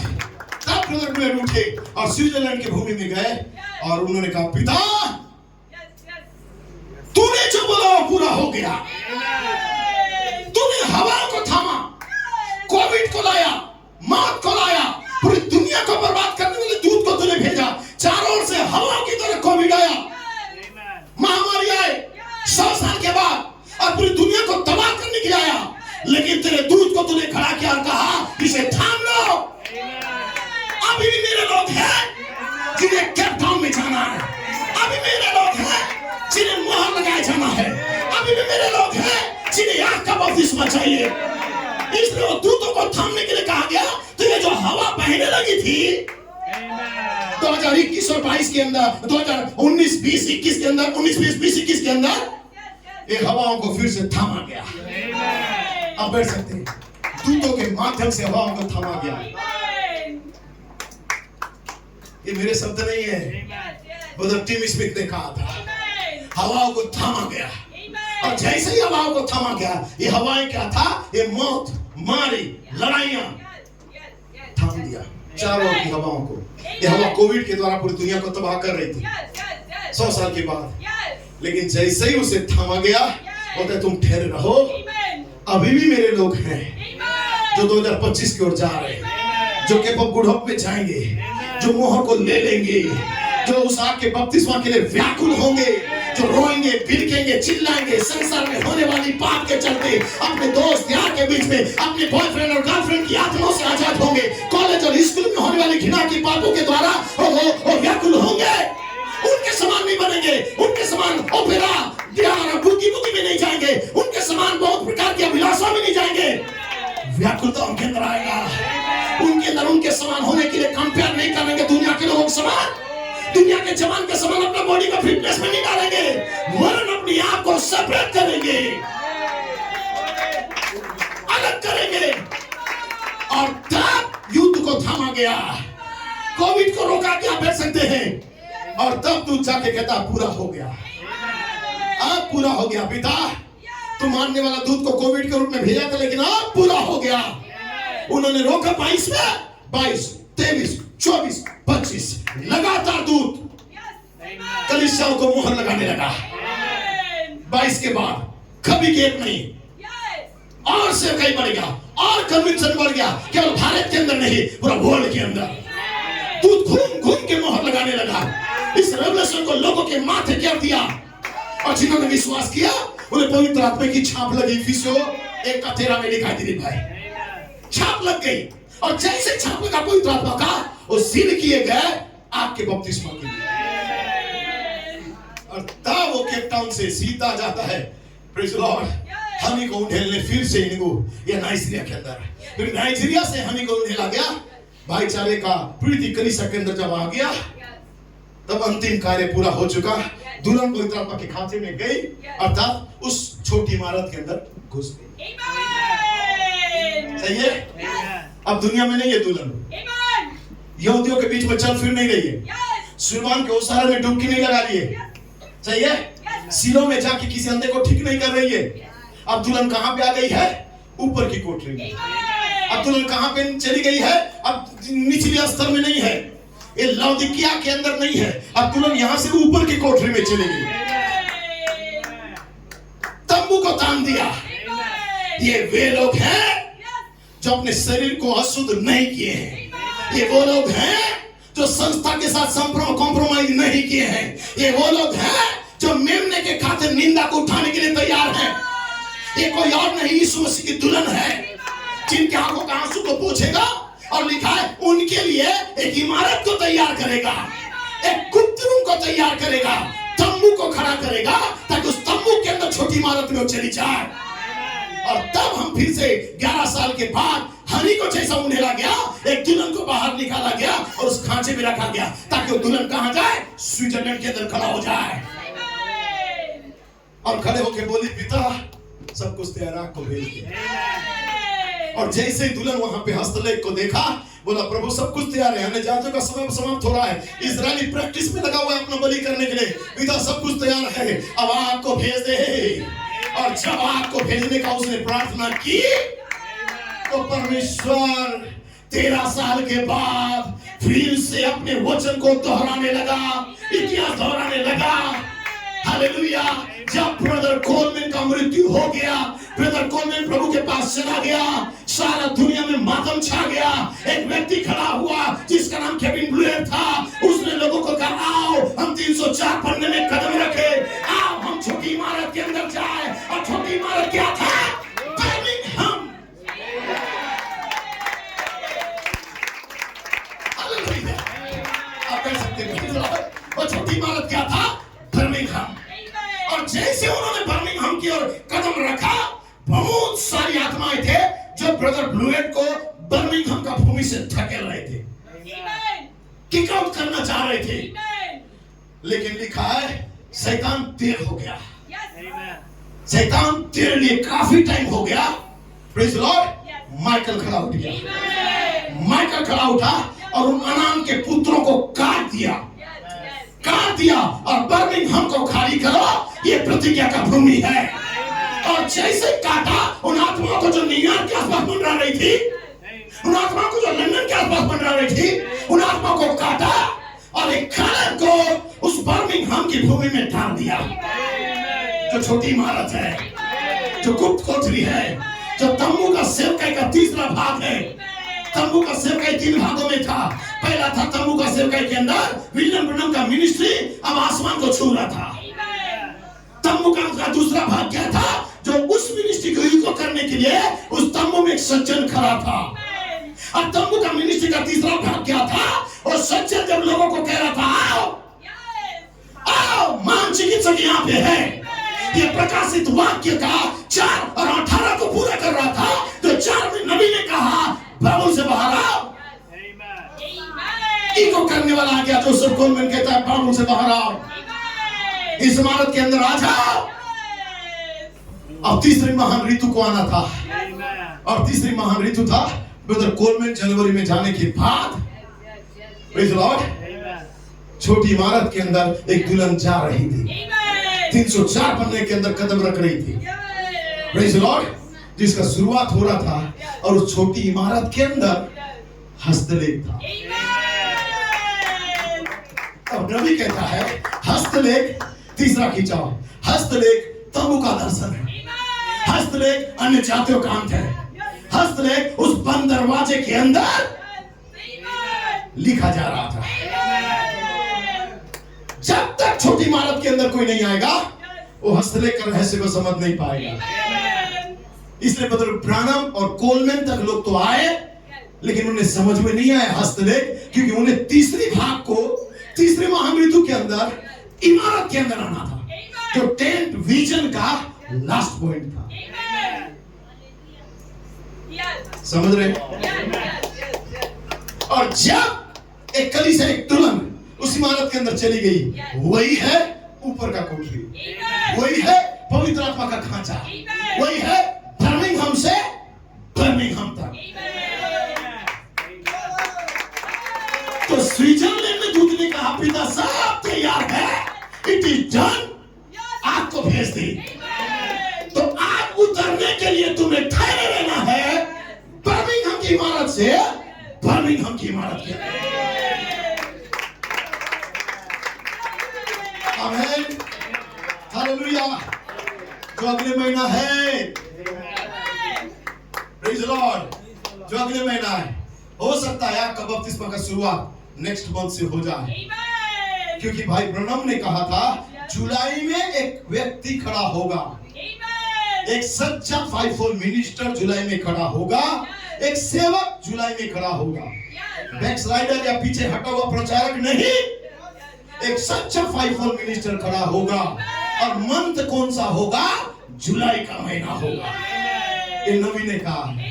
और तब जुलाई के महीने में 6 जुलाई के दिन एक व्यक्ति खड़ा हुआ जिसका नाम ब्रदर केविन लुइड है, और उन्होंने कहा बर्मिंघम से बर्मिंघम, 304 पन्ना से 304 पन्ना, छोटी इमारत से छोटी इमारत के अंदर एक व्यक्ति उठेगा, प्रेज़ द लॉर्ड, और तलवार को लेगा, तलवार से मारेगा, काटेगा, छाटेगा, प्रेज़ द लॉर्ड, और सेवकाई को दृश्य में लाएगा। हालेलुया, आग का बपतिस्मा को लेके आएगा। तब तक तुम ठहरे रहना उस आग का पवित्र आत्मा का बपतिस्मा के लिए। ब्रदर ग्रेट ने कहा जब तक पेंतीकोस्त का दिन पूरी रीति से ना आ जाए, ये ब्रदर ग्रेट ने कहा है। तो पेंतीकोस्त का दिन पूरी रीति से कब आएगा? बर्मिंघम से बर्मिंघम तक। आमीन। अब दुल्हन वास्तविक रूप से लाउदिकिया से बाहर आ गई 2025 में। अब वास्तविक रूप से अब दुल्हन कहां पहुंच गई? पवित्र आत्मा के खांचे के अंदर। और खांचे में क्या कर रही है दुल्हन? वेट कर रही है, रुकी हुई है। किस चीज के लिए? बर्मिंघम जाने के लिए, आग का बपतिस्मा को पाने के लिए। और हो सकता है इन्हीं दिनों में उस आग का बपतिस्मा को पाने जा रहा हूं। मैं नहीं जानता कब, लेकिन तब तक मेरे अंदर दबाव आएंगे, संसार, पाप, व्यभिचार, अशुद्धता, गंदगी मेरे ऊपर आएंगे और चारों ओर से अटैक तो आएंगे। इन दबाव को सकेती में मैं जाऊंगा, लेकिन मैं आग का बपतिस्मा को पाने जा रहा हूं। यीशु मसीह ने कहा। समझ पा रहे मेरे भाइयों? मैं घड़ी नहीं पहना, मैं देख नहीं पाऊंगा कितना टाइम हो रहा है। हालेलुया, क्या समझ रहे हैं? मैं टच भी नहीं किया हूं, इसको चालू भी नहीं किया हूं। परमेश्वर जो बोला बोल दिया। गॉड ब्लेस यू प्रभु, आपका आशीष दे। ये भाई इधर भी नहीं पाऊं, लेकिन प्रभु ने चाहा तो भी देखेंगे। सो गॉड ब्लेस यू प्रभु, आशीष दे। क्या का बपतिस्मा के लिए आप अपने आप को व्याकुल करेंगे, तैयार होंगे, आग के अंदर रहेंगे। ओ गॉड ब्लेस यू प्रभु, आपका आशीष दे। ये तो साथ में बिना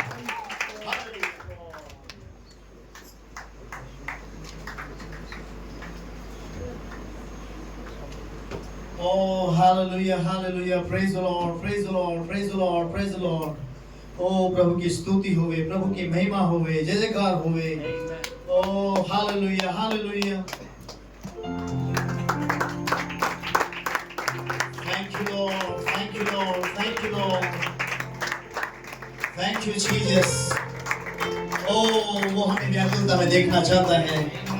Oh, ताकि हम आपके बपतिस्मे को ले ले। और जब तक ये बातें पूरी ना हो, ओ कैसे मैं सकीती में पड़ा रहूंगा, ओ कैसे मैं व्याकुलता में रहूंगा, ओ कैसे मैं प्रार्थना में चला जाऊंगा। उस गुप्त कोठरी के अंदर मैं यहोवा से प्रार्थना करूंगा। ओ पिता, तू मुझे आग से भर दे, ओ पवित्र आत्मा की आग से भर दे। ओ भाई टीम ने कहा, ओ तुम भी उस गुप्त कोठरी के अंदर चले जाओ और यहोवा से प्रार्थना करो, यहोवा को पुकारो। हे जवानों, यहोवा के समीप जाओ और कहो, पिता तू मुझे आपके बपतिस्मे से भर दे। ओ हमारे अंदर व्याकुलता को आने दे।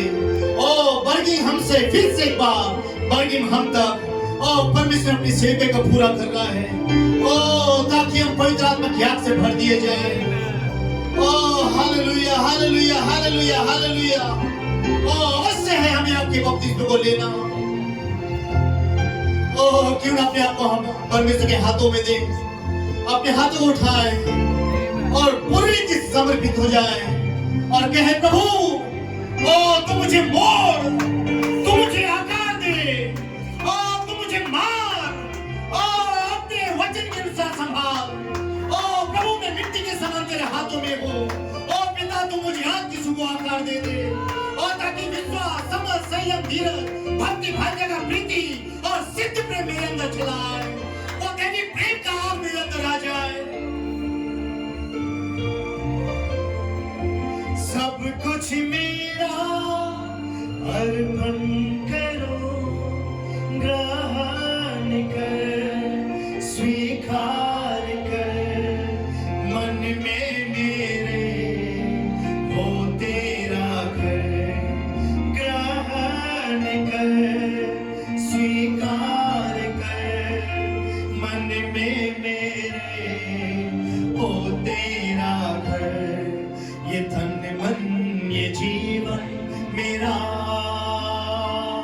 मेरे प्रभु यीशु के लिए। अब मैं जीवित नहीं, वो मुझ में जीवित है। ये तन मन ये जीवन मेरा मेरे प्रभु यीशु के लिए। अब मैं जीवित नहीं, वो मुझ में। यीशु तुझे अर्पण करूं, सब कुछ मेरा अर्पण करूं। यीशु तुझे अर्पण करूं, सब कुछ मेरा अर्पण करूं।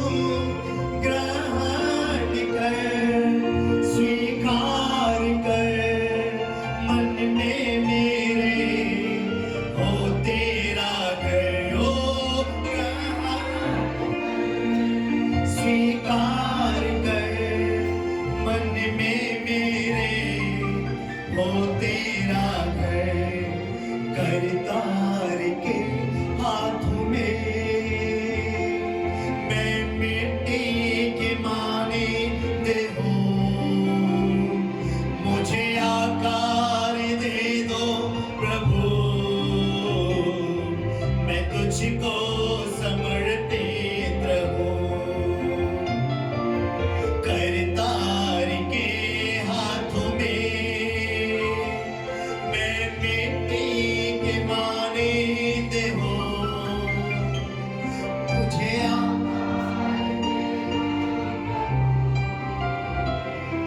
मैं तुझको समर्पित रहूं। आइए एक साथ हम कहें, यीशु तुझे अर्पण करूं, सब कुछ मेरा।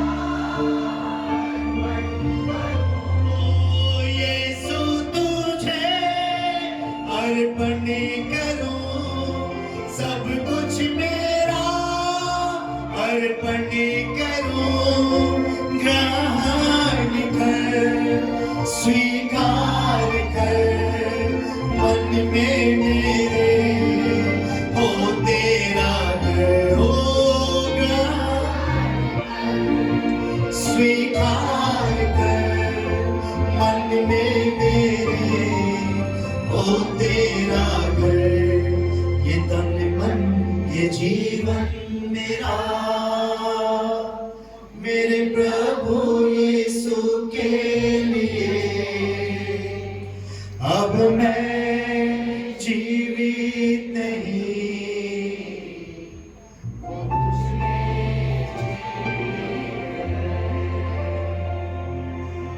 ये तन मन ये जीवन मेरा मेरे प्रभु यीशु के लिए। अब मैं जीवित नहीं, वो मुझे। प्रार्थना में रहेंगे, अपने हाथों को उठाएंगे, व्याकुलता के अंदर आएंगे, अपने हृदय को प्रभु को समर्पित करेंगे।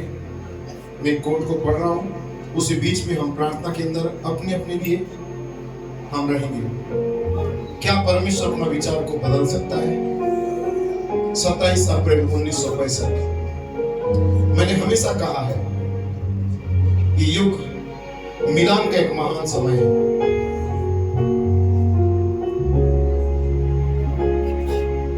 इस युग में देखो और अपने पड़ोसियों को देखो। जब कोई पड़ोसी सीढ़ियों को लाल रंग रंग ले, देखिए आपका पड़ोसी भी लाल रंग रंगता है। आप में से कुछ महिलाएं एक प्रकार की टोपी पहनते हैं, तो कलीसिया में बाकी महिलाएं भी टोपी पहनना शुरू कर देंगी। श्रीमती जैकलिन कैडेनी ने ये वाटर हेड वाले बाल कटाए, तो बाकी स्त्रियों को भी देखो वे भी वैसे ही बाल कटाए। उसने वो ढीला रंग बिरंगा कुर्ता पहनने लगा, तो बाकी महिलाओं सड़कों में उन कुर्ताओं को रंगी बिरंगे कुर्ते को पहन के उतरने लगी, जो लज्जाजनक था। उनके साथ खींचा हुआ, इस प्रकार से पहना हुआ, शरीर में चिपका हुआ वस्त्र को पहन कर निकलने लगी और वे एक दूसरे का नकल करने लगे। ये युग नकल करने का युग है। कलीसिया के लोगों ने यह ले लिया है। यह जो वे करते हैं लज्जाजनक है, उनके लिए यही करना गलत है, यह अपमानजनक है। जब हम इसे पेंतिकोस्त में अंदर घुसते हुए देखते हैं और यह और भी अपमानजनक होता चला गया, यह ठीक बात है। परंतु आप देखिए कलीसिया इसे पहनने लगी, तो संसार के लोग जिस प्रकार के वस्त्र पहनते हैं। हम चिंता नहीं करते, मैंने कभी ये चिंता नहीं की चाहे मेरा कोट मेरा पैंट से मेल खाए या मेरा टाई मेरा कोट से मेल खाए, परंतु मैं चाहता था कि मेरा अनुभव परमेश्वर की बाइबल से मेल खाए और उसकी मांग के साथ। यही जो हम पेंतिकोस्tal लोगों को करना चाहिए था। हमारा अनुभव ही उनके जैसा हो, क्योंकि वही यीशु है, वो पवित्र आत्मा, वही सामर्थ, वो आज जीवित है, वो हमारे मध्य में जीवित है। इसने मुझे एक दिन की याद दिलाई। यीशु की माता कहलाने वाली मरियम यरूशलेम से छोड़कर चली गई उसे। इस आराधना से उसका पालने वाला पिता यूसुफ वे 3 दिन का यात्रा कर गए, ये मानते हुए कि वो हमारे साथ था, और जब उन्होंने ढूंढा तो वहां पर नहीं था। आप जानते हैं मैं उसे आज के समान चाहता हूं। आप जानते हैं कलीसिया ने 3 स्तरीय यात्रा कर ली है। एक यात्रा को कलीसिया कर रही है, लूथर, वेस्ली, पेंतिकोस्त, ये 3 स्तरीय यात्रा। परमेश्वर उन्हें संदेश देगा। न्यायोचित ठहरना या धर्मीकरण लूथर इस पर टिका था, तब पवित्रीकरण को लेके वेस्ली के द्वारा आता है, और तब पवित्र आत्मा का बपतिस्मा पेंतिकोस्त के साथ था। और मैं सोचता हूं यदि हम कहीं इस बदतमीजी से अलग नहीं होते कि कहीं बड़ी और महान चीजें बनाएं, जैसे कि बिलाम के अपने विचारों में था। महान संस्थाएं वे एक दूसरे से आगे बढ़कर ये वाला अधिक संडे स्कूल में मेडल बांटना, स्टार दे रहे थे। कौन अधिक सदस्य को ला सकता था, किसी भी प्रकार में से कलीसिया में ला सकता था। लेकिन मैं आपको बताता हूं केवल एक कलीसिया है, उसमें कोई ढोंगी नहीं है, वो प्रभु यीशु मसीह की कलीसिया है, जिसका पवित्र आत्मा के द्वारा बपतिस्मा हुआ है। उसको उसमें राजी नहीं किया गया है, आप उसमें जन्मे हैं, आप वहां पवित्र आत्मा के द्वारा भेजे गए हैं। उन्हें पाया, अभिभावक ने पाया कि वह उनके बीच में नहीं है। यूसुफ और मरियम ने उसे देखा कि हमारे बीच में नहीं है। अब इस घड़ी में वो महान संकट चल रहा था, जबकि हम जानते हैं कि राष्ट्र हिल रहे हैं। केवल राष्ट्र ही नहीं, पूरी संसार अब हिल रही है। ये अंत के समय में है मेरे प्रियो, जो मैं जानता हूं कोई दूसरी चीज अब घटित होने नहीं होने वाली है, कोई दूसरी चीज सिवाय एक उठाए जाने की, प्रभु यीशु मसीह का आगमन के सिवा अब और कोई चीज घटित नहीं होगी। और नबी नीचे कहता है ये सब अब तैयार है। अब हम सब इकट्ठे होने को देखते हैं। ओ हर लाभ को ले बेदारी सभा आ रही है। हर चीज जो इससे ले सकते थे, आप ले, ये परमेश्वर का है। यदि आपने पवित्र आत्मा नहीं पाया है तो उसे अपने मस्तिष्क में रख ले। जब तक आप इसे नहीं पाएंगे आप जाने वाले नहीं हैं। इसे करने की यही विधि है कि आप ठहरे रहो, क्योंकि हो सकता है आपका अंतिम सुअवसर आज हो। संभव है पश्चिम किनारे पर कोई दूसरी बेदारी सभा ना हो सकता है समुद्र के नीचे हो उस समय, इससे पहले दूसरा वाला। इसलिए हम नहीं जानते क्या घटित हो सकता है अब, इसलिए हम परमेश्वर के न्याय की प्रतीक्षा कर रहे हैं कि राष्ट्रों पर अब आ जाएगा। अब मैं ये कह सकता हूं, उन्होंने सोचा वो साथ साथ है, परंतु उन्होंने पाया संकट में कि वो अब नहीं है। देखिए वो उनके साथ न था। अब यीशु मसीह मरियम और यूसुफ को छोड़ चुका था। वो हम समय में पाते हैं कि जब ये बड़ी चीज लाई गई, हम पाते हैं कि हम अपनी कलीसिया में कुछ चूक रहे हैं, और वो है मसीह की सामर्थ।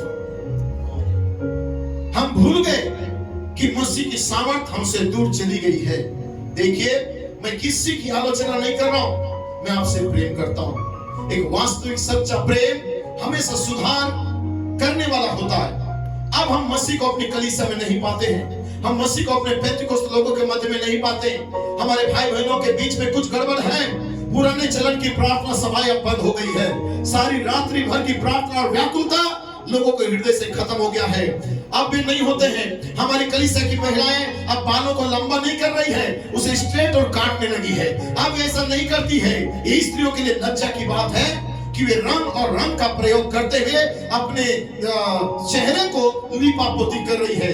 पहले आरंभ के दिनों में जिस प्रकार ये महिलाएं व्यवहार करती थी, कुछ तो गलत है। मसीह में गलती नहीं है, देखिए कुछ तो गलत हुआ है। कुछ कहीं तो प्रचार मंच में ऐसा प्रचार होना बंद हो गया है। ऐसे चीजों की अनुमति नहीं देते थे पहले, परंतु अब वे देते हैं, क्योंकि संकट बढ़ रहा है और कोई चीज है जो धीरे धीरे खोते चले जा रहे हैं। हम उस सामर्थ को खो रहे हैं मेरे प्रियो, जो हमारे पास अब होनी चाहिए, जहां की महान यंत्र चलना चाहिए, महान चिन्ह, आश्चर्य कर्म। तो ठीक है, ये भवन परमेश्वर की सामर्थ से भरा हुआ होना चाहिए। जब तक ये पाप यहाँ टिक नहीं सकता था, पवित्र आत्मा उसे दोषी ठहरा रहा होता था। जल्द ही ठीक वैसे ही जैसे हनन्याह सफीरा होते थे। हम किसी चीज को अब खो चुके हैं। अब हम सभा में आते हैं, लेकिन बिना पश्चाताप का हम घर वापस चले जाते हैं। अब क्या घटित हुआ? वे उसे ढूंढने गए अपने रिश्तेदारों में। उन्होंने उसे ढूंढने गया रिश्तेदारों के बीच में, तो फिर उसे उन्होंने कहां पाया? ठीक वहीं जहां उन्होंने उसे छोड़ा था। ढूंढते ढूंढते उन्होंने रिश्तेदारों के अंदर ढूंढ रहा था, लेकिन यीशु तो अपने वचन में था। मैं सोचता हूं हमारी कलीसिया इस बड़ी संगठनात्मक होड़ में भाग लिया जो हमारे पास था। एक दूसरे को हरा रहा था। बड़ा आराधनालय स्थल होना ही है। अच्छे स्तर के लोग, अच्छे कपड़े पहनने वाले लोग, अच्छे गाने वाले लोग वहां खड़े होना चाहिए। इन सारी आत्माओं के पीछे कलीसिया भागने लगी। भाई ब्रनम कहता है, मुझे अच्छे गाने पसंद है, मुझे अच्छे पुराने पेंतिकोस्टल गाने पसंद है, परंतु मैं बनावटी को बर्दाश्त नहीं कर सकता। बस ये मेरे साथ नहीं चल सकता कि आप तब तक सांस को खींचते रहते हो जब तक कि आपका चेहरा ही नीला ना पड़ जाए। ये बहुत कठिन है। मैं हृदय से गाए हुए गाने में मैं विश्वास करता हूँ, परमेश्वर की आत्मा में। जैसा मैंने थोड़ी देर पहले सुना, मुझे पुराने तरीके का चिल्लाना अच्छा लगता है, परंतु मैं सोचता हूँ कि चिल्लाना जारी रह सकता था। यदि संगीत चले या ना चले तो भी मैं सभा में आऊंगा और परमेश्वर के लिए चिल्लाता रहूंगा। परमेश्वर का आत्मा लोगों पर ये परमेश्वर की आशीष और सामर्थ को नीचे लेके आता है। मैं विश्वास करता हूँ मनुष्य गवाही दे सकता है, गा और परमेश्वर की स्तुति कर सकता है, चाहे संगीत बजे ना बजे, वो आत्मा में आएगा, सभा में रहेगा, अपने अपने कार्यस्थल पर जाएगा। जहां कहीं भी वे जाएंगे, हर जगह वो सच्चे और ईमानदार मसीह बन के रहेंगे। अब हम कहीं असफल हो रहे हैं, हम इसे कहां पाएंगे?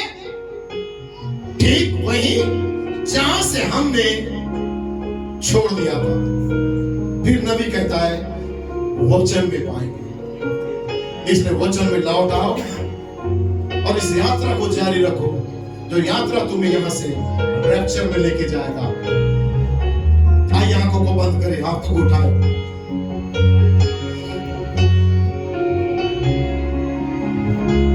Glory। यात्रा करूंगा युद्ध लड़ूंगा यीशु के खातिर, मेरा ये जीवन मेरी हर सांस मुक्तिदाता पे कुर्बान। मेरा ये आज मेरी प्रेरणा था, मेरा सब्जेक्ट का विषय था, मुझे एक बपतिस्मा को पाना है, आपका बपतिस्मा। और जिसके लिए मैं बहुत संकीर्ति में हूं, व्याकुलता में हूं, भाव सागर में विश्वास की नैया को खेते हुए मेरे सामने आएंगे, पहुंचूंगा आनंद घर में अपने, विश्राम करूंगा प्रभु संग, यात्रा करूंगा उसको देखकर, युद्ध लड़ूंगा यीशु। वो आप बहुत अच्छा गा रहे हैं, ऊंचे सुर से गाएंगे। मेरा ये जीवन मेरी हर सांस मुक्तिदाता पे कुर्बान। Come on, church। मेरा ये जीवन मेरी हर सांस मुक्तिदाता पे कुर्बान। हमारे पूर्वजों और प्रेरितों ने दूर से देखा वो आशीष का देश, खुद को परदेसी जानते हुए लाभ की बातों को हानि माना। फिर से हमारे पूर्वजों और प्रेरितों ने दूर से देखा वो आशीष का देश, खुद को परदेसी जानते हुए आपकी बातों को। आइए ऊंचे स्वर से यात्रा करूंगा, यात्रा करूंगा उसको देखकर, युद्ध लड़ूंगा। मेरा नजर केवल अब क्रूस की ओर होगा, जिसने मेरे लिए जीवन को दिया है। मैं आपके बपतिस्मा को चाहता हूं ताकि मेरा देह बदल जाए। मुक्तिदाता पे कुर्बान। मेरा ये जीवन मेरी हर सांस मुक्तिदाता पे यात्रा करूंगा। फिर से एक बार यात्रा। ब्रदर स्मिथ ने कहा, जब तुम सभा में आते हो सकता है तुम बीमार हो सकता है तुम्हारे अंदर टीबी ट्यूमर हो, लेकिन यदि तुम्हारी सभा के अंदर तुम्हारा बाजू वाला भाई पवित्र आत्मा का बपतिस्मा पा रहा है, उसके लिए समर्थन करो और उसके लिए आमीन करो, ताकि वो आत्मा आपके ऊपर भी आ जाए। गुजरा जमाना गुजरते हैं दिन, यीशु अब आया है दूतों के संग, यीशु की महिमा का कर ले भजन, सिद्ध हो मेरी आत्मा जीवन। यात्रा करूंगा उसको देखकर, मैं यात्रा करूंगा। First phase, second phase, third phase, तीसरे खिंचाव तक, धर्मीकरण, पवित्रीकरण, पवित्र आत्मा का बपतिस्मा तक, मसीही स्थान पाते तक, आपका बपतिस्मा तक मैं यात्रा करूंगा। मैं हारूंगा नहीं, मैं रुकूंगा नहीं, मैं आगे बढ़ता चला जाऊंगा। मेरी यात्रा जारी रहेगा जब तक कि आपका बपतिस्मा को मैं ना पा लूं, जब तक कि मेरा बॉडी चेंज ना हो जाए।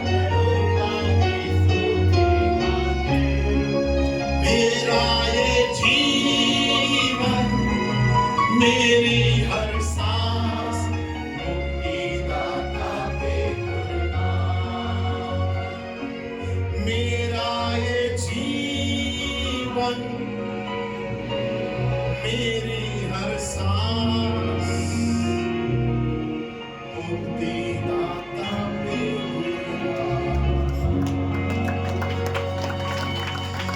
हालेलुया। अपनी कलम उठाओ, लिख कि हर एक अपनी जाति को हम लेके आएंगे, हर एक अपनी जाति को लेके आएंगे। हमारा मूल जाति एलोहिम है, हमारा मूल जाति पवित्र आत्मा है। आओ हम मनुष्य को अपने समान बनाए। एलोहिम लोगोस मिलके, सतदूत और पिलर ऑफ फायर मिलके उत्पत्ति में एक मनुष्य को बनाए थे। अंधकार और भेड़ोल की जमीन के ऊपर जब आग और उस पिलर ऑफ फायर और सतदूत मिल गए थे, और उस तंबू की इमारत के अंदर भी वो आग और वो शब्द मिल चुके हैं, और एक हस्तलेख आया है, अपनी जाति के अनुसार हम बनाएंगे। हालेलुया। मैं उस शब्द को फिर से कहूंगा, कहता है मुझे एक बपतिस्मा लेना है, और जब तक वो मैं ना पाऊं, मैं कैसे व्याकुलता सकेती में पड़ा, दबाव में पड़ा। क्या चाहते हैं पाना? आपके ऊपर बहुत अटैक होंगे, लेकिन उस दबाव में भी आप बने रहो। आमीन। क्योंकि वो आप पाने जा रहे हैं। God bless you. चर्च आइए, एक दूसरे साथों को मिलाएं। God bless you. बड़े आनंद के साथ मसीही जिंदगी, आनंद की जिंदगी है जिसका दाता यीशु मसीह। चाहे संकट आए, चाहे कष्ट आए, चाहे कष्ट आए, चाहे नष्ट आए, यीशु मसीह है हमेशा साथी। सही है?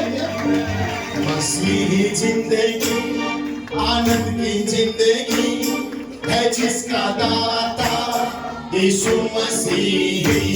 मसीही जिंदगी, आनंद की जिंदगी है जिसका दाता यीशु मसीह।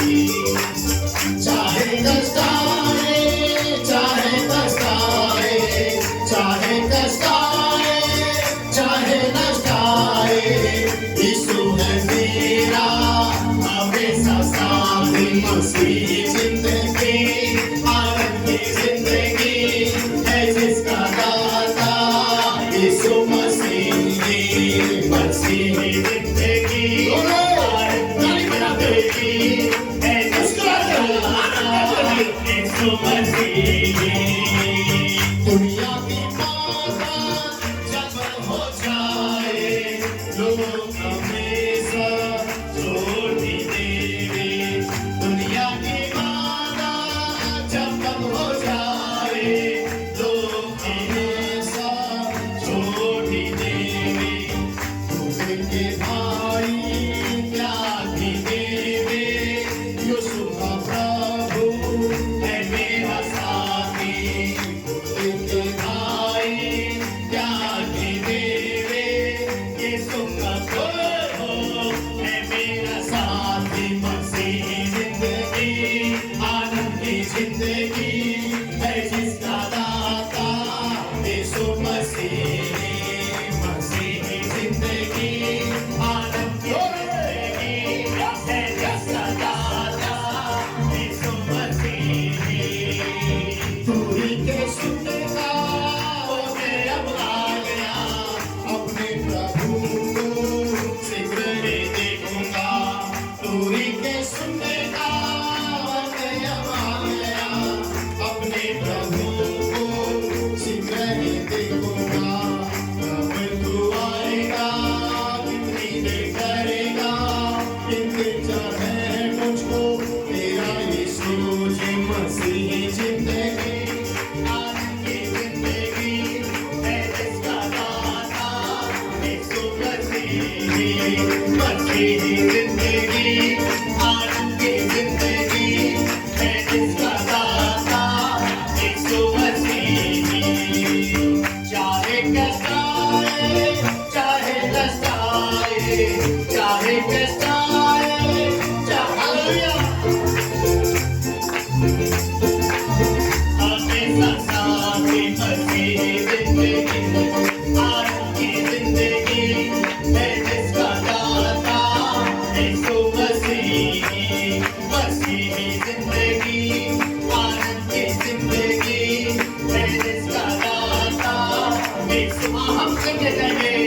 मसीह जिंदगी है जिसका दाता, ओ मसीह जिंदगी आनंद की जिंदगी है जिसका दाता, यीशु मसीह।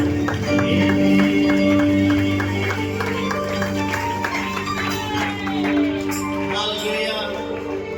Oh, praise God. आइए परमेश्वर को स्तुति की ताली देंगे। Amen का विश्वास करते हैं।